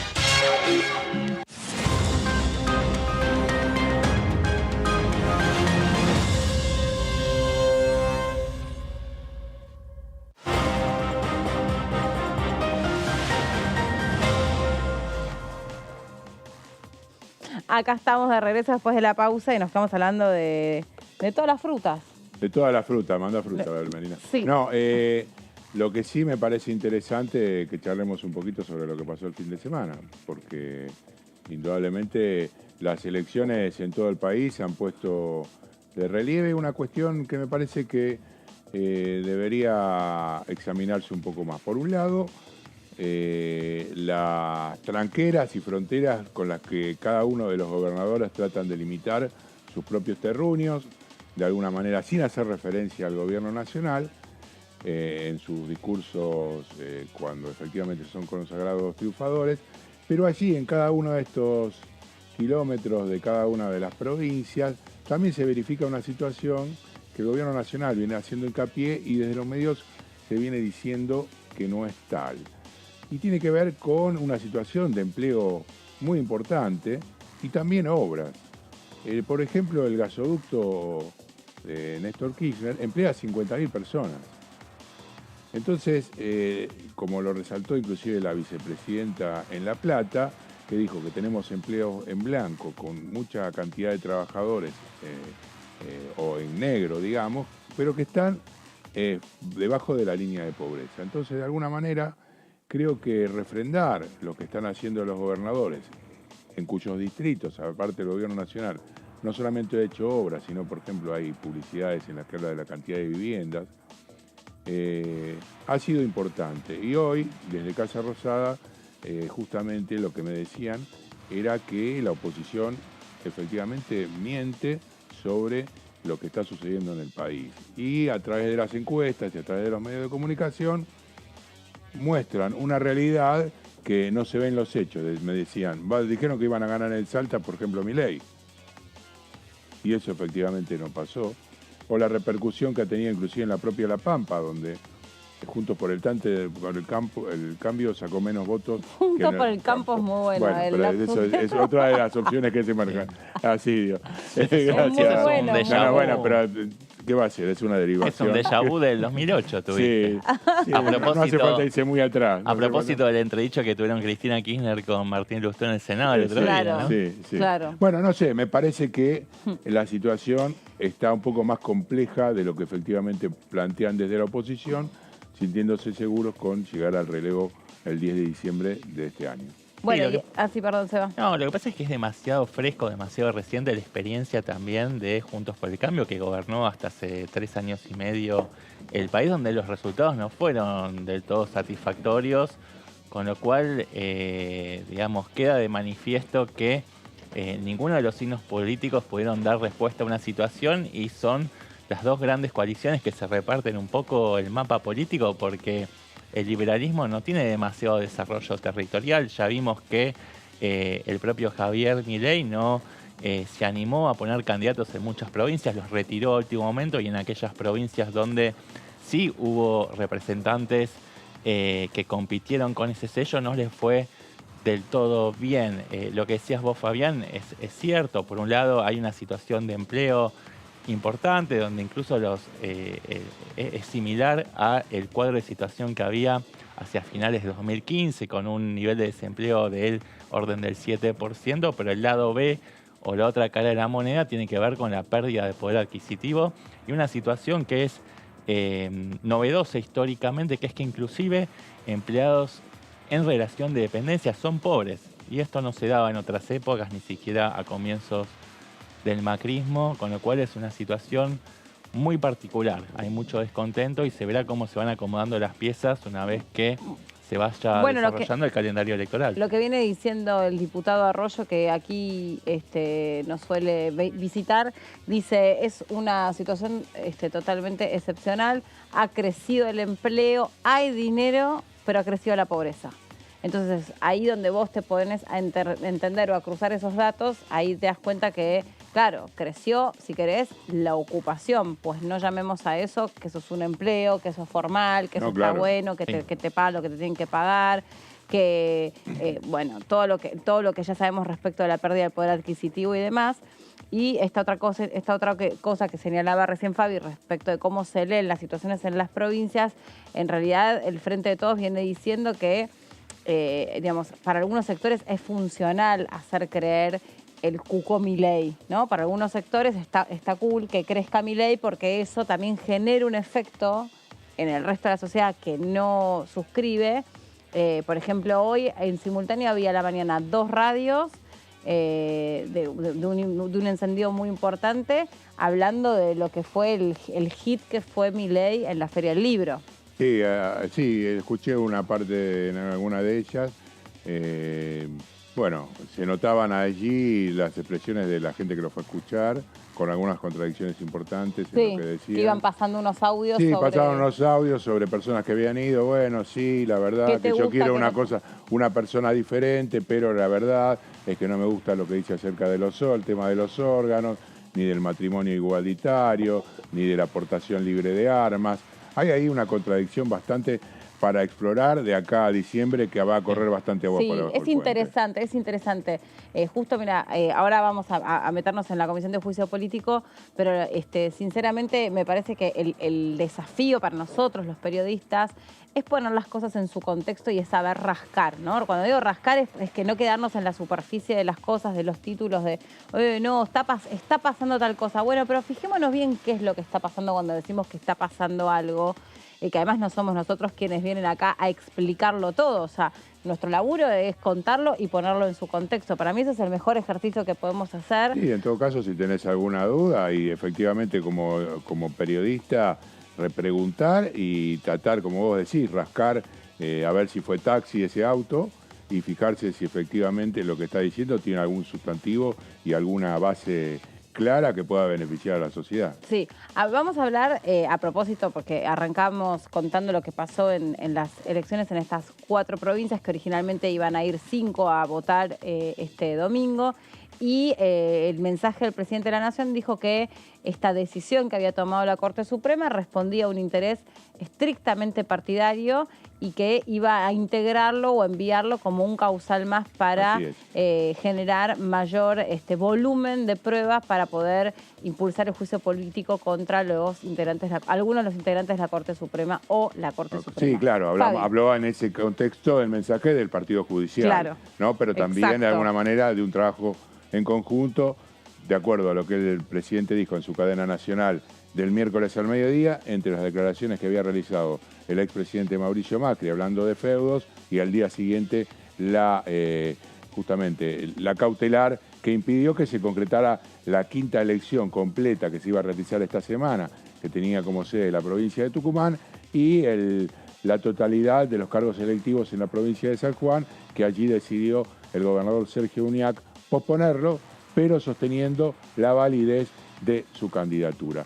A propósito de esto, como vos bien decís, bueno, tenemos este jueves entonces una nueva reunión de la Comisión del Juicio Político, jueves 18 a las 12 horas. Será la número 14ª y la 11ª en que se escuchará a los convocados. Seguimos con la próxima placa. Bueno, está por supuesto el cuestionado titular de la ex obra social, Aldo Tonón. En el caso de este testigo que ha sido convocado ya en 3 oportunidades, no vino, fue realizado un pedido a la justicia para que se efectúe su llegada a través justamente de la fuerza pública. En la última semana, el jueves, creo que se libró un exhorto al juez que interviene en la causa, justamente lijo para que esté presente Aldo Tonón. Se estima que efectivamente será traído por la policía. Habrá que ver qué es lo que pasa con esta situación, cómo de alguna manera repercute y conmociona, porque sería la primera vez que un testigo es traído aquí justamente por una cuestión judicial, y en este caso desde la comisión, tanto Carolina Gagliar como Germán Martínez le han dicho en reiteradas oportunidades a Tonón que sería la misma situación porque la que atravesaba el doctor Germán Garabano, quien participa en una causa y está siendo acusada, y tendría la posibilidad o no, Tonón, de responder de acuerdo a si se siente incriminado y podría ser vinculado en lo que se lleva adelante en la justicia. Allí hay un abogado de Tonón mediático, estamos hablando de Mauricio D'Alessandro, que de alguna manera hace valer su peso en los medios de comunicación, argumentando que sería ir en contra de justamente las cuestiones que hacen a la causa, y iría en contra de su culpabilidad el hecho de que venga a atestiguar. Luego, Sebastián Clerici, que es el secretario letrado de la Corte Suprema de Justicia. Bueno, vamos a la próxima placa porque este miembro del Poder Judicial fue citado también a partir de testimonios que brindó un auditor la semana pasada acerca de todo lo que son los estados contables de justamente la obra social del Poder Judicial de la Nación, las fallas, las deficiencias, la falta de una precisión en cuanto a lo que significa la elaboración de la información, y que estos estaban fundamentalmente librados al azar. No había una definición concreta de proteger y darle seguridad a todo lo que significaba la cuestión de los números de la obra social, y también con respecto a la protección de los propios afiliados. Va a estar también Gabriel Martínez, auditor externo, junto con Iván Nicolás Ritmo, que cumplió la misma función en la obra social, y Laura Ambrosio, que es una afiliada a la obra social del personal judicial de la Nación, que Meli Sebastián va a traer en carne viva otro caso también de maltrato por parte de una obra social, que es un caso, no sé si uno de los pocos, en los cuales los trabajadores de la obra social no son, o del gremio, no son los responsables justamente de este beneficio que tienen ellos mismos. Uno va a la obra social de los camioneros, a la obra social, no sé, de los trabajadores del Estado, UPCN, los que rigen estos emprendimientos justamente son trabajadores de los propios sindicatos. Aquí no, aquí los que dirigen y de alguna manera regulan y establecen las características que va a tener para desarrollar esa obra social son los jueces de la Corte Suprema de Justicia. Lo que nos explicaba nuestra compañera Jessica Calcaño, que siguió en detalle todas estas audiencias, es que ahí cuando uno se pregunta, desde el sentido común, si querés, ¿qué tiene que ver un cortesano con la administración o el servicio que se brinda desde una obra social a un afiliado. O sea, como un tipo que tiene que estar ocupándose de un fallo, y un fallo, digamos, importante, porque para que el fallo llegue a la Corte Suprema tiene que ser un fallo importante. ¿Qué tiene que ver eso con si una persona no se le dio la internación que correspondía, por ejemplo? Que es algo que te podés preguntar, decir, que, che, ¿cómo pues? No va a ser el máximo responsable, tiene que haber 1000 personas en el medio. Bueno, ella explicaba algo que es recontra importante. Decía, lo que pasa es que ellos mismos se aseguraron de ser los máximos responsables de la obra social. Y es para tener la caja de la obra social, que es muy importante, porque obviamente en el Poder Judicial los ingresos son altos y por lo tanto los aportes a la seguridad social, claro, a las obras sociales quise decir, son importantes. Claro, son sueldos todos elevados, y el aporte digamos, es para todos los trabajadores el mismo. Con lo que te descuentan de tu sueldo para la obra social es para todos el mismo porcentaje. Entonces imagínate, sueldos altos es una caja importante. Tan importante es que se olvidaban de hacer plazos fijos. O sea, tan importante es que yo creo que fue, no quiero decir, Marchi es el que dijo... 2.700 millones de pesos. Estaba garantizada la corrupción, porque todo el que entraba a trabajar sabía que no había ningún tipo de control, y había mucha guita y mucho poder también. Y bueno, a propósito de esto, fue muy interesante lo que dijo Agustín Rossi cuando habló el otro día en el Senado. ¿Qué dijo? Agustín Rossi dijo, por el cuestionamiento que hizo el doctor Rosati en la conferencia de AmCham, esto es de las empresas americanas en la Argentina, que había cuestionado la emisión fiscal. Rossi dijo, el tupé de venir a cuestionar a la política económica cuando no pueden administrar ni una obra social.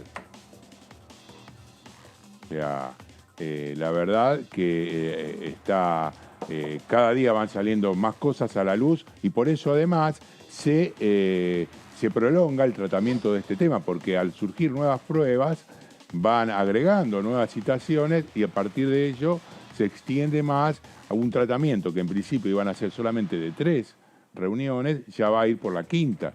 Y esto prolonga y pone en evidencia más cuestiones relativas a la falta de control. Y además en cada una de las audiencias se van aprobando nuevos pedidos de ampliación de pruebas con nuevos testigos, y esto es como una mancha que va creciendo, ¿no? Claro, está buena la imagen esa, porque es así, va salpicando cada vez a más gente que con ningún quitamancha se la va a sacar. Parece. Y ahora, esto que dijo el presidente de la Nación en su mensaje el otro día, que estas decisiones que se habían tomado de suspender a 4 días de celebrarse las elecciones, por lo menos los cargos de gobernador y vice, iba a ser incluido como un causal para el juicio político. ¿Se va a incluir? Sí, se va a incluir. Eso se está trabajando todavía en el Ministerio de Derechos Humanos. Está a cargo de Martín Soria. Efectivamente están aguardando en la comisión que llegue. Y una vez que llegue, era una de las placas, pero lo anticipo, una vez que llegue tiene que ser admitido por la comisión, o sea, se tiene que discutir su admisibilidad, esta famosa palabra que aprendimos cuando empezó a trabajar la Comisión de Juicio Político, que uno entiende que va a ser aprobada porque al tener la mayoría al frente de todos, de 16 miembros, no va a haber ningún inconveniente, pero se va a tener que debatir, y allí ese debate sí va a estar para agarrar los pochoclos, porque el cuestionamiento tiene que ver con justamente la posibilidad o no de inmiscuirse en la soberanía de cada una de las provincias, intervenir las constituciones provinciales y tomar definiciones que los propios miembros de esa comunidad han definido que son ciertas. Hoy a la mañana uno de los diputados, Carvajal, salió a pedir también que se anule la posibilidad de que Gildo Infran sea reelecto en Formosa, y en ese sentido lo que hay que decir es que la Constitución lo habilita de la provincia. Vos me dirás, bueno, lo que pasa es que el Poder Judicial quizá también tenga, como decimos siempre, haya amigos. Bueno, está bien, hay que conseguir la suma del poder público, la fuerza política, para efectivamente poder hacer los cambios, porque eso es indudablemente lo que no ha tenido el gobierno nacional hasta ahora, la posibilidad de acceder a generar cambios, lo quiso hacer con el Consejo de la Magistratura, con un nuevo Código Penal, en fin, infinidad de cuestiones que han sido paradas por la Corte Suprema o por la imposibilidad de tener los votos en la Cámara de Diputados o en la Cámara de Senadores para efectivamente hacer los cambios. El fallo que suspendió las elecciones en Tucumán y en la provincia de San Juan puede tener elementos racionales y puede tener su sustento. El tema, lo que llama poderosamente la atención es el manejo de los tiempos políticos. El hecho de que lo hayan dejado para el final, cuando ya de alguna manera el oficialismo ya no tenía margen para poder modificar, porque ya había vencido el periodo de inscripción de candidaturas, habla a las claras de que la Corte está interviniendo en el escenario político como un jugador político, justamente para interferir sobre el proceso de votación soberano, ¿no? En cada una de esas provincias. Y si querés, abonando un poco eso que decís vos, para mí es todavía más preocupante el hecho de que no hay plazos para resolver esa cuestión de fondo, porque entonces ahí medio como que, digamos, le estás pasando la pelota sin querer favorecerlo, todo lo contrario, al tipo que tiene que decidir, el que sea, bueno, no, yo no puedo dejar esta situación indefinida en mi provincia, tengo que ser responsable y por lo tanto me bajo. Claro, es la decisión que tomó Mansur, no así la que tomó hasta el momento, por Uñac. ahora, Sergio Uñac. Exacto. Claro, y la Pero provincia de bueno, Tucumán, con respecto a eso, decían, bueno, el viernes mismo podrían haber convocado por Zoom una reunión entre las partes y definir en ese momento si se podía hacer las elecciones el domingo. No se hizo, habrá que ver cómo sigue, pero efectivamente va a venir esa zona nueva causal que, como te decía, va a traer mucha discusión en la comisión. Pero también va a traer discusión porque la otra cosa es cómo discriminás el efecto que causa en la política la decisión que toma un juez o varios sin que por ello te metas en la decisión que tomaron. Porque no podés opinar sobre eso. Políticamente no podés opinar sobre el fallo. Pero si la definición es política, la única forma de Entonces salir... no es un causal de mal desempeño. Sí, es mal desempeño porque efectivamente lo que están diciendo es que tomaron una definición. Están hablando de una definición política. Lo que yo digo es algo más sutil. Por ahí me expresé pero mal. el oficialismo desde el vamos siempre dijo que sí se puede discutir el contenido de la sentencia. No podés opinar sobre lo que falló un juez. Hubo ahí una puja de interpretaciones al respecto. Me parece que es así. Vos no podés opinar políticamente qué te parece a vos o cuánto te afecta a vos el fallo de un juez. Lo que vos podés decir es, por ejemplo, creo yo, por ahí estoy diciendo algo que no es, me corrigen ustedes que saben más. Lo que yo entendí todo este tiempo es que lo que vos podés decir, por ejemplo, el fallo 2x1, que claro, sería equiparable. Vos podés decir sobre un fallo, por ejemplo, sobre el cambio de postura de Hayten de Nolasco, sobre el tema del caso Schifrin, que le permitió a ella acceder a la jubilación. Bueno, eso es. No es si me gusta más o me gusta menos y yo opino porque me parece un desastre que la Corte Suprema haya favorecido un represor. Lo que yo tengo que demostrar, o mi función como diputado, es decir, como cámara acusatoria, un juicio político, lo que tengo que decir es, ¿sabes qué? Resulta que vos no estabas de acuerdo con si el represor tenía que salir de manera anticipada. Bueno, lo que vos hiciste ahí es pagar un favor. Bueno, acá lo que pasa es que, por ejemplo, ¿cómo demostrás eso acá lo que pasa es que Rosenkrantz votó en forma distinta a lo que había hecho unos años antes con Beretilnec. Entonces, en función de eso y otras cuestiones son las que efectivamente está justificando. Por eso no llegó todavía, entiendo yo, porque están terminando de limar y de alinear los planetas para que acercar esta causa y que formen parte también de la Es que si vos de la política, perdón, que justo te pisé, que si vos de la política te vas a poner, de la política me quiero decir desde el Congreso, ¿no? Para cerrarme un poco más. Te vas a poner a opinar si un fallo es bueno o es malo, ahí vos Congreso te estás inmiscuyendo en la justicia. O sea, vos lo que tenés que en tal caso estar alerta de decir, ¿a qué respondió esa decisión que tomó ese juez? Es una decisión genuina, espontánea, después de vertir su opinión, o responde a un soborno, o responde a un favor. Un claro, contubernio, lo que exacto, sea. o un interés político, porque resulta que ahí lo que negociaste es un cargo en no sé dónde. Eso sí es causal de un juicio político. Eso es lo que yo entendí. Sí, es así, creo, entiendo lo mismo que vos. Sobre cómo funciona y cuáles son los límites de la Comisión de Juicio Político. Porque si, digamos, no te gusta... Porque por eso también parte de este debate es la cuestión del Consejo de la Magistratura. Es cómo piensan nuestros jueces, cómo se seleccionan nuestros jueces, quiénes son, a qué responde ese proceso de selección, qué onda, o sea, llegan por sus carreras, por sus experiencias, por sus... o por como dijo el otro día o llegan porque hay alguien a dedo que le conviene que esté ahí para que... ¿Quién dijo que era hereditario? Y ese es un debate que subyace, pero que no está en el foco del juicio político. Digamos, la forma en que llegaron no fue, sino que tiene que ver si estuvieron viciados esos fallos. Sí. Bueno, ahora vamos a tener la extensión adicional generada por esta nueva acordada, este nuevo cautelar planteado por la Corte Suprema y supuestamente el orden que debería seguir es la coparticipación y consejo de la magistratura. Habrá que ver si se anticipan y se cambia el orden en función del contenido de esta última... Y del momento, ¿no? Y del momento, que es lo que efectivamente viene acomodando, digamos, la comisión en función de lo que va sucediendo. Sí. Así que no sería de extrañar que el próximo tema tenga que ver efectivamente con cuestiones ligadas a las elecciones de San Juan en Tucumán, que por otro lado no se ha definido nada. Nada.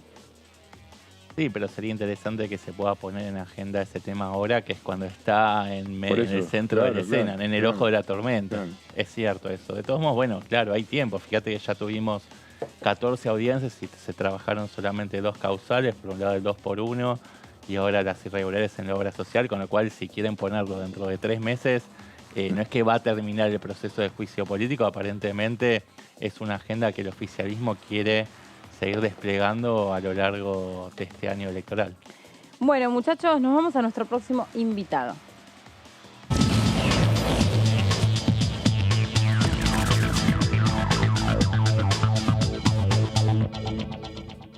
Diputado Romero, ¿cómo le va? Bienvenido. Buenas, ¿qué tal? ¿Cómo le va? Muy bien, ¿y usted cómo está?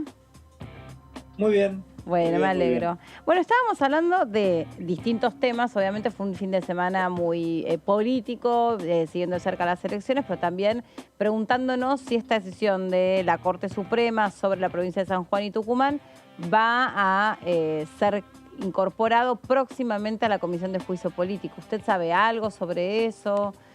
¿Pudo profundizar con alguien respecto de si va a ser incorporada esta cuestión? No tengo confirmación, pero sí tengo entendido que va a ser incorporado a la Comisión de Juicio Político, que el Gobierno Nacional, o incluso los propios diputados que están en la comisión van a solicitar la incorporación porque es una nueva mala gestión de la Corte Suprema de Justicia de la Nación, ¿no es cierto? Una nueva aberración en cuanto a lo que ha tomado la determinación de suspender ambas elecciones en el día de ayer. Creo que se extralimitan sus funciones, creo que no tiene la Corte la facultad para poder tomar la determinación que tomó de inmiscuirse, ¿no es cierto?, en las autonomías que tiene cada una de las provincias. Entonces, me parece que nuevamente la Corte vuelve a tomar decisiones que no le corresponden y que amerita, ¿no es cierto?, que se incluya como un caso más en el juicio político que se le viene llevando a cabo. Diputado, ¿qué tal? Sebastián Aguilar lo saluda. Diputado, ¿qué balance? Sí, ¿qué tal? Buenas tardes. Buenas tardes. ¿Qué balance hace de el proceso electoral, de este domingo, ¿no? En las provincias en las cuales se pudo votar? ¿Qué significado tiene para el peronismo esos triunfos, ya sea del Frente de Todos o de algunos frentes electorales que son aliados al Frente de Todos, sobre todo después de este fallo de la Corte Suprema del cual venimos hablando? Bueno, creo que los resultados están a la vista y demuestran, ¿no es cierto?, la capacidad de gestión que tiene el Frente de Todos o los aliados al Frente de Todos en cada una de las provincias. Vienen ratificando lo que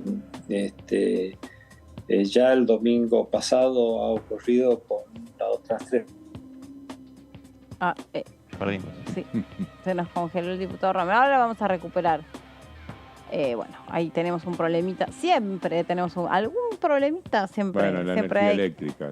Hay que saber sortearlo. Ahí desde la provincia de Corrientes. ¿Cuándo van a ser las elecciones en la provincia de Corrientes? No sé, yo estaba tratando de fijarme eso justamente cuando hablábamos con el diputado. Pero hay una fecha que es importante, es el 11 de junio, pero no sé si se... A ver, vamos a googlearlo. Y no se va a votar para gobernador y vice, ¿no? Porque tiene como corrido los mandatos respecto de otras provincias, ¿no? No sé, a ver, el 11 dice, es verdad. Este sábado... 11 de junio. 11 de junio, dentro de poco. Bancas legislativas, sí. Sí, que va a ser la próxima escala. Hay varias provincias, sí, el 11 de junio, sí. Exacto. Sí, creo que vas a votar la provincia de Mendoza y la de San Luis. Sí. ¿San Luis? Ah, sí, San Luis, no. Formosa. La otra que estaba es en Formosa. agosto, Santa Cruz, el Y mismo día de la FAS. Que tiene dos novedades la provincia de Corrientes. La paridad de género en las boletas y el volumen de voto joven. Hay 90.000 personas de entre 16 y 18 años que van a votar por primera vez. Ahí está la discusión más importante, creo, en este año electoral, en esa franja etaria, que algunos de ellos, bueno, todos hemos sufrido la pandemia, pero creo que efectivamente la juventud es quien más de alguna manera ha sido perjudicada, y allí es donde también cala un poquito más el discurso de Javier Milei, según lo que ofrecen algunos datos. En la provincia de Buenos Aires me mostraban unos números en la tercera sección electoral, en los cuales, bueno, en caso de ser candidata, la más votada sería Cristina Fernández de Kirchner, y el segundo sería Milei. ¿En qué segmento? Estamos hablando en total de todas las franjas etarias. Cristina llegaba a casi un 41%, agregando con un núcleo duro en 35%, y Milei casi el 35%. ¿Tanto? ¿En dónde? En la tercera sección electoral. En la provincia de Corrientes llama la atención que, bueno, obviamente ahí gobierna el radicalismo ya hace un tiempo, mientras que enfrente, en la ciudad de Resistencia, en Chaco, están unidas por un puente la ciudad de Corrientes y la ciudad de Resistencia. Bueno, predomina un gobierno vecino político peronista hace mucho tiempo. Bueno, y son dos provincias que están muy hermanadas. Provincia de Buenos Aires y Ciudad de Buenos Aires. También, pero en el caso del Chaco y Corrientes son provincias muy hermanadas culturalmente, con una historia en común, y llama la atención que voten de una manera tan distinta de un lado y del otro lado del puente. Sí, en la ciudad de Buenos Aires es cierto, lo que pasa es que, claro, en la provincia de Buenos Aires, a partir de la General Paz, encontramos realidades socioeconómicas muy diferentes a la de la ciudad de Buenos Aires. Sí. Sí. No es el único factor. Mira, Fabián no le convence ese argumento. En algunos lugares de la ciudad está clara la diferencia social, la mortandad infantil en el sur de la ciudad es mucho más elevada que en el norte. Creo que da para un análisis bastante más profundo con respecto a eso. Está de vuelta ahí el diputado Romero, que lo habíamos perdido en el camino. Le estás haciendo vos una pregunta a Seba. Hola, diputado, gracias por volverse a conectar. Pero lo perdimos en la mitad de su respuesta. No, al contrario. Problema de internet. Para variar, ¿no? ¿Qué problema? Para variar, sí. Seba, vos estás haciendo una pregunta y ¿te acordás de qué era o no? Sí, cómo veía el posicionamiento del gobierno, las elecciones de este fin de semana. Sí, ¿qué significado tiene para el peronismo haber ratificado el liderazgo en esos territorios, sobre todo a la luz del fallo de la Corte que condicionó un poco o enrareció el clima político para el Frente de Todos, sobre todo? No, bien, creo que el significado, creo que fue importante la jornada del día de ayer para el peronismo, y fundamentalmente demostrarle a la Corte, ¿no es cierto?, porque en la provincia de San Juan se votó, si bien no se votó a gobernador y vice, que el electorado sanjuanino o el ciudadano sanjuanino tenía interés en votar porque la concurrencia ha sido masiva, y que también demostró que quiénes son los ganadores. Entonces, creo que le demostró a la Corte que ha tomado una mala decisión.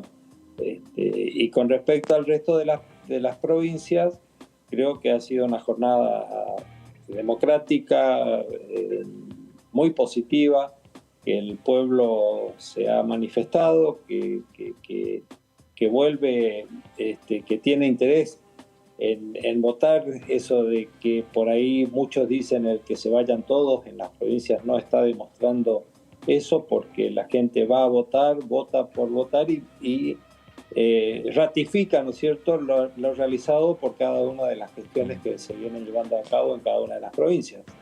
Ahora, en San Juan, José Luis Gioja, compañero de ustedes acá en esta Cámara de Diputados, sí, de alguna forma responsabilizó directamente a UNIAC por anteponer sus propias ambiciones personales en lugar de, bueno, atenerse al marco legal y constitucional de la provincia de San Juan. O sea, para Gioja claramente no estaba habilitado a presentarse y lo expuso en un muy crudo escrito que compartió en sus redes sociales como, bueno, eso es muy de la política de San Juan, pero en fin. Sí, bueno, son disputas que se llevan provincialmente, ¿no es cierto?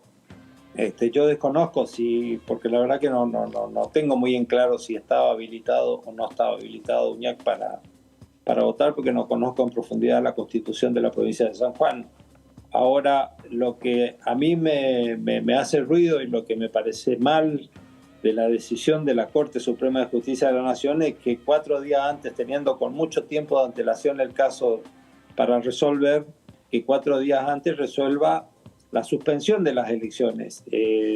Hubiese tomado, si se quiere, algún tipo de determinación con respecto de si UNIAC podía ser o no candidato, pero no suspender y dejarle al pueblo sanjuanino sin que pueda expresar su voluntad en cuanto a la decisión de votar. Pero el hecho de que si UNIAC fuese se puede hacer o no candidato, creo que va por carriles distintos. Sí. Hola. ¿Me escucha? Ahí usted, diputado, ¿nos recibe bien? Sí, yo los escucho. Ah, perfecto. Yo los escucho. Diputado, le consulto porque... perdón, termine. No, decía eso, de que independientemente de que si UNIAC puede ser o no candidato, lo mal que hace la Corte es...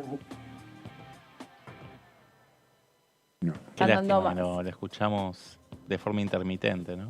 Sí, está andando medio mal internet. Ahora vamos a tratar de ver si podemos recuperarlo y si no, bueno, agradecerle porque hasta acá venía poniéndole buena voluntad, pero la bueno, tecnología... a mí me confirmaron hace un ratito que no hay nada para esta semana, no habrá sesión, quizá la semana próxima. Así que habrá que esperar. La semana próxima es la semana del feriado. Del feriado, sí. O sea que menos chance todavía. Sí, también ahí pase Carita Sebas diciendo que lo ve difícil. Y sí, la premisa esa de que iban a intentar hacer una sesión una vez por mes empieza a fallar, a ponerse en duda, ¿no? Pero bueno. Y bueno, la situación electoral, la situación política, mañana es el Congreso del PJ Nacional. También es otro tema político a tener en cuenta, que algunos no querían que se haga presencialmente, no quieren el debate dentro del Frente de Todos para no generar un conflicto en estos momentos. Esto, por ejemplo, lo que vos decías el viernes sobre el discurso de Máximo Kirchner, aguardando que efectivamente llegue el 25 de mayo y hay que ver, porque... Hasta ahora no hay una convocatoria orgánica a este acto que quieren impulsar algunos sectores de paladar negro del cristinismo con la vicepresidenta en la 9 de julio. Hay que esperar el desarrollo de los próximos días a ver si específicamente puede aparecer algo así, pero según declaraciones de Eduardo Valdés ayer a una radio aquí en la ciudad de Buenos Aires, dijo que él entiende que estuvo reunido con la vicepresidenta junto con el expresidente español Rodríguez Zapatero, y en esa reunión dijo que no habló de los rulos Cristina Kirchner, y él entiende que va a ser candidata. Así que igual las expectativas que a veces plantea Valdés, que está cerca de Cristina, está también cerca del presidente Alberto Fernández, es una persona que mantiene buen diálogo con ambos. Habrá que ver si se corresponden con una realidad que desde los costados del Senado por ahora niegan. Esperen un minuto, perdón, ahí ya está Romero del otro lado esperándonos. A ver, preguntémosle acerca de esto, ya que estamos hablando, si nos estuvo escuchando. ¿Cómo no? ¿Nos estuvo escuchando? No. Bueno. Estábamos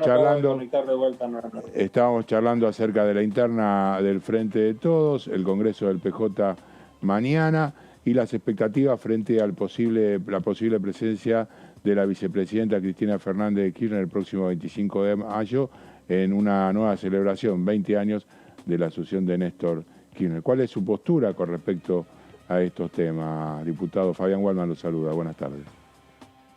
Sí, buenas tardes. A ver, ¿por dónde empezamos? Por el Congreso partidario. Bueno, es un Congreso ordinario donde el PJ tiene que ratificar la facultad de poder hacer alianzas para las elecciones nacionales. Hay un tema que es importante para nuestra provincia, que es la prórroga de la intervención al PJ de Corrientes, que viene intervenido ya hace 3 años, más de 3 años, y que vence el mandato de Zabaleta, que es el actual interventor. Bueno, también hay que tratar ese punto. Así que, bueno, es un congreso que se debe realizar todos los años y que está previsto que se haga mañana, ¿no es cierto? Así que creo que se va a realizar con total normalidad. Se ratificará el proceso de alianzas que el PJ debe llevar adelante para las próximas elecciones, fundamentalmente. Con respecto al acto del 25, bueno, es un clamor yo diría, de gran parte, por no decir de todo el peronismo, que Cristina pueda ser candidata o acepte ser candidata a presidenta de la Nación, que veremos si el 25, con el acto que se va a llevar adelante, ella toma alguna determinación de por sí o por no, ¿no es cierto? Pero creo que hoy todo es el clamor de que ella pueda ser candidata a presidenta de la Nación. ¿Y usted, diputado, se hace los rulos o no se los hace? Quiero que Juliana y Valdés dijeron nosotros nos hacemos los rulos. Los rulos no, porque aparte estoy medio pelado ya, pero sí, entiendo que siendo Cristina nuestra candidata se terminan todas las discusiones, ¿no es cierto?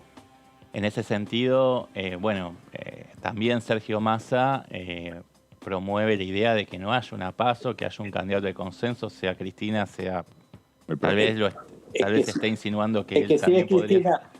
Pero si Cristina estuviera corrida del escenario y ella tomara la decisión de no ser, ¿tiene que haber paso, como dice Alberto Fernández, o tiene que no haber paso, como dice Sergio Massa? No, entiendo que debe haber paso. Es decir, independientemente de lo que opine Alberto Fernández, entiendo que sería bueno que hay varios candidatos. ¿Cuál sería el suyo, diputado? Ustedes también están muy... De no ser Cristina, perdón, mi candidato es Agustín Rossi. Uy, ahí yo pertenezco a... ¿Usted está en la corriente? ¿Perdón? ¿Usted pertenece a la corriente? Yo pertenezco a la corriente nacional de la militancia y para mí el mejor candidato que podemos tener, el hombre que puede aglutinar y puede consensuar con todos los sectores, se llama Agustín Rossi. Es decir, así que obviamente que si es Cristina, ¿no? ¿Y por qué no se lanzó Rossi todavía? Como por Sí, ya ejemplo, se lanzó. Scioli ya anunció que iba a competir. Agustín Rossi se lanzó, sí. Está analizando y yo creo que ya ha manifestado su interés de poder ser candidato.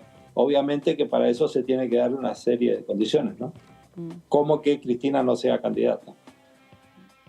Diputado, le quería preguntar por las medidas económicas que anunció el ministro. ¿Qué le parecen?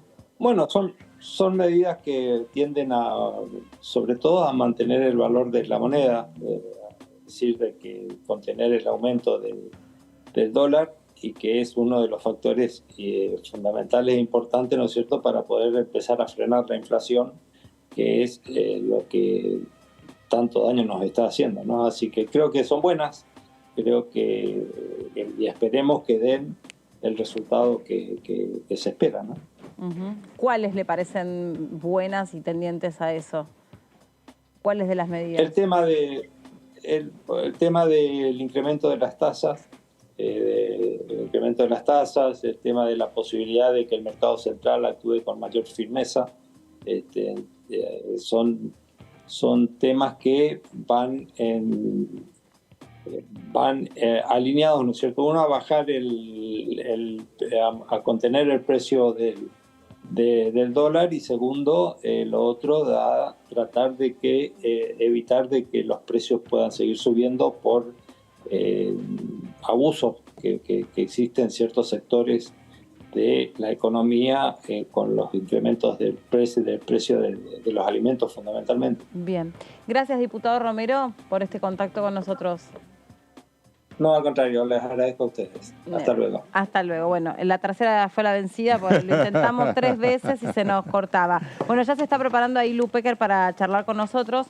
El tema tiene que ver, obviamente, con una noticia que llegó este fin de semana.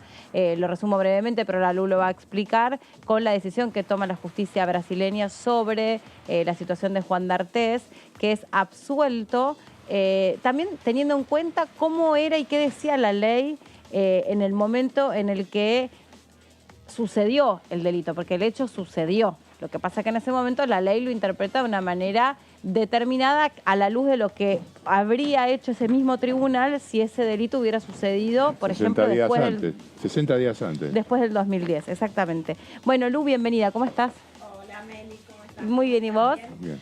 Bueno, muy bien, pero también teniendo en cuenta que un caso tan importante como el de Thelma Fardín, que genera mucha repercusión en la sociedad argentina, las denuncias de abuso sexual aumentaron más de 1.200% a partir de la declaración de Thelma, que cambia también la legislación en el Congreso, porque algo que hemos contado, pero que es muy importante, es que la ley Micaela, la ley de capacitación sobre perspectiva de género, que hoy prácticamente se ha hecho en todos los niveles del Estado, es una ley que no estaba en las sesiones ordinarias para ser aprobada en diciembre del 2018 y que, sin embargo, es aprobada, está puesto en distintos videos de los ámbitos de género del Congreso de la Nación por la repercusión que tiene esta denuncia, ¿no?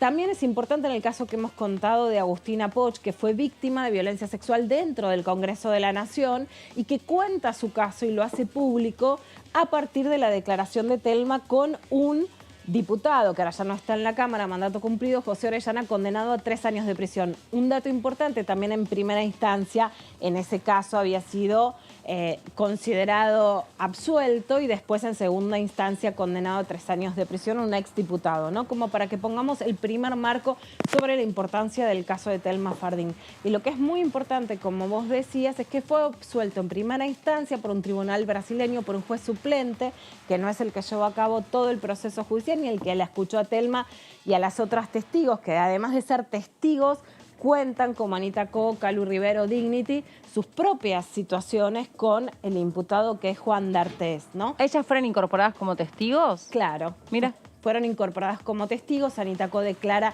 desde la ciudad de Buenos Aires, Calu Rivero en ese momento desde Roma. Cuentan situaciones abusivas que también son incorporadas a la causa y son consideradas algo muy importante.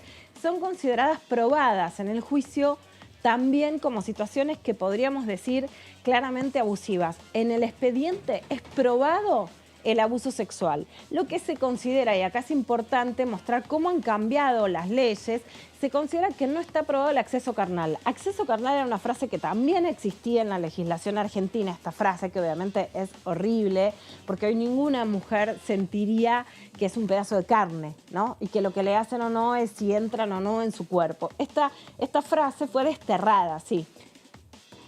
Voy a tratar de ser cuidadosa y además lo más horrible de todo esto es que Juan D'Artés entró en el cuerpo de la víctima. O sea, ¿a qué nivel de detalle tenemos que llegar y por qué proceso tiene que pasar la víctima que también nos permita concientizar sobre esto? Que ella tiene que contar, pormenorizar todo lo que él le hizo. Y eso aparece en todos los artículos periodísticos con ese nivel de detalle y el juez dice, no tengo probada la violación. Exactamente, Meli. Esto es muy importante. En estos días una chica, una nena de 17 años me preguntaba, ¿y cómo se prueba una violación entonces? Este es el punto. Que en Argentina prácticamente ningún abuso podría ser probado si se considera que no se le crea la palabra de la víctima. Un caso muy importante de la Argentina, el caso Zárate, que ha conmovido al fútbol. Bueno, a la víctima se le cree su palabra, porque si no, si ustedes se acuerdan, es un caso en el que ella se va con un chico, entra, Zárate a ese cuarto, tiene una relación sexual que ella considera no consentida. ¿Qué pruebas hubo? La palabra de la víctima. Bueno, en este caso no se le cree a la víctima, se dice que no está probado eso, pero sí otros actos que el juez denomina actos libidinosos. Bueno, la libido es lo que te gusta, no lo que hacen sin tu consentimiento, pero es muy importante aclarar que en el expediente está probado el abuso sexual, ¿no? No tendríamos que decirlo de esta manera, Meli, como vos decís, por ser cuidadosas. Lo decimos solamente para que quede claro. Está probado el abuso sexual, el sexo oral, está probado el tocamiento, está probado el manoseo. Y el juez el dice, sometimiento, porque ella dijo que no. Bueno, ella le por dijo supuesto, 2 veces que no. Con la falta de consentimiento muy clara de una chica de 16 años con un adulto de 45 años que tenía mayor jerarquía, no solo en la situación profesional, sino que además, por supuesto, que hacía uso de esa situación para decirle, si vos aceptas esto, vas a tener trabajo y si no, no vas a tener trabajo, ¿no?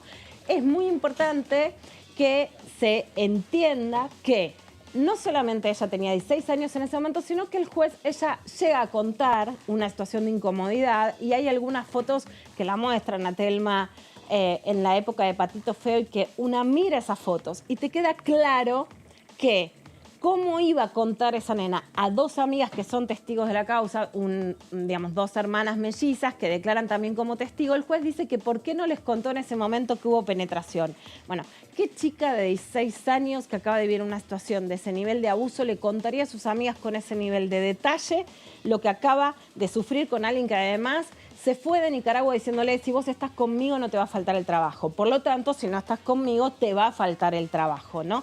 Es y aparte una chica de 16 años en un contexto que no le era familiar, que era en una gira, en un contexto exclusivamente laboral.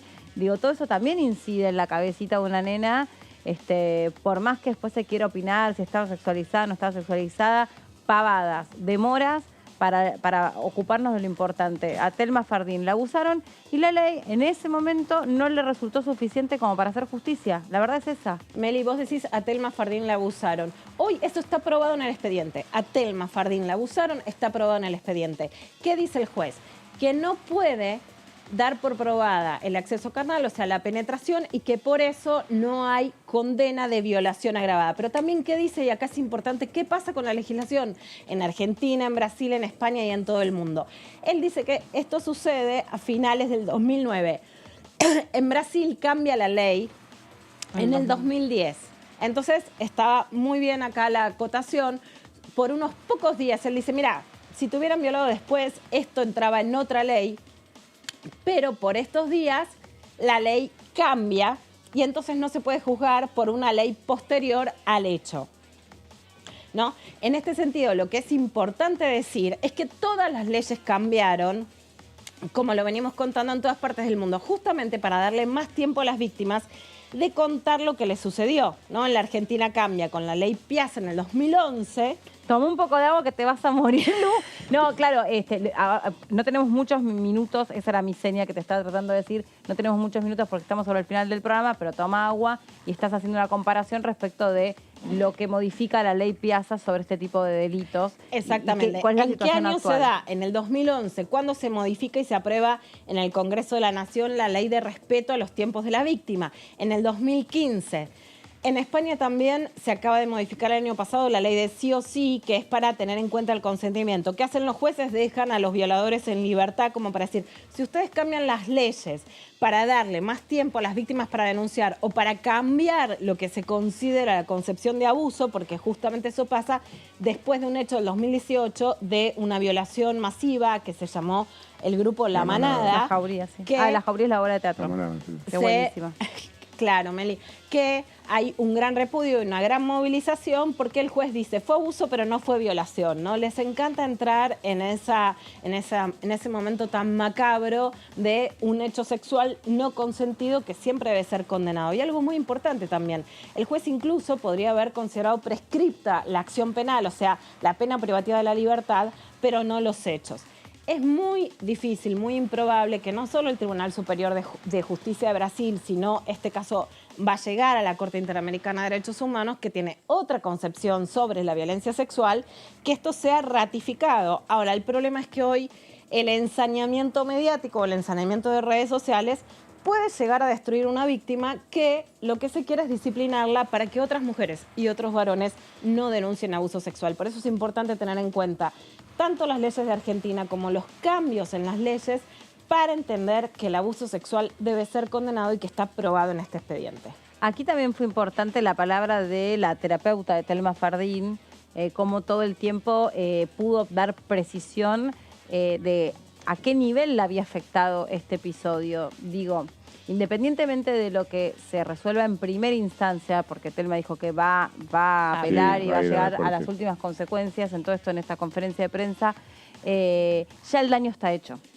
Ya el daño está hecho y por eso es importante que no prescriban estos delitos. Porque cuando suceden contra menores de edad, lo que diga o no diga la ley no alcanza a equiparar el daño psicológico y emocional que le provocan a las víctimas. Por eso les corrompen las infancias, porque eso significa, les rompen las infancias, los arruinan y les dejan una marca para toda la vida, que por suerte en un futuro con terapeutas y demás, bueno, las personas se pueden rearmar, pero supone eso, rearmarse, no es gratis. Exacto, recordemos que acá contábamos justamente cómo fueron cambiando los tiempos de respeto a las víctimas hasta hacer una nueva ley en la Argentina en el 2015. Entonces hay un debate sobre qué pasa con los hechos anteriores.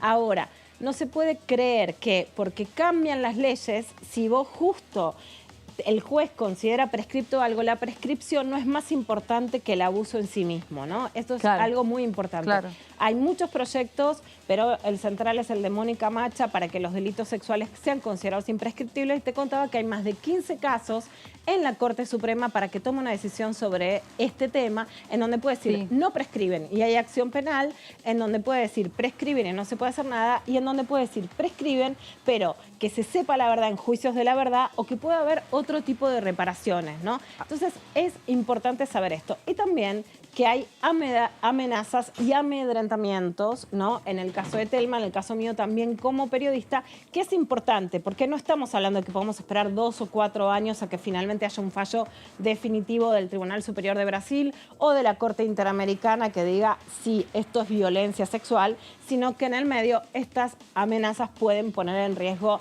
la vida, la integridad, la salud y la salud mental y, por supuesto, el trabajo de las personas, tanto que son víctimas de esta situación como de las periodistas que escribimos, hablamos o contamos la violencia sexual. Hay tiempos y tiempos, ¿no? Hay tiempos Hablando y tiempos. de tiempos, hasta acá llegamos. Gracias a todos. Nos vemos mañana a las 2 de la tarde aquí en la segunda edición.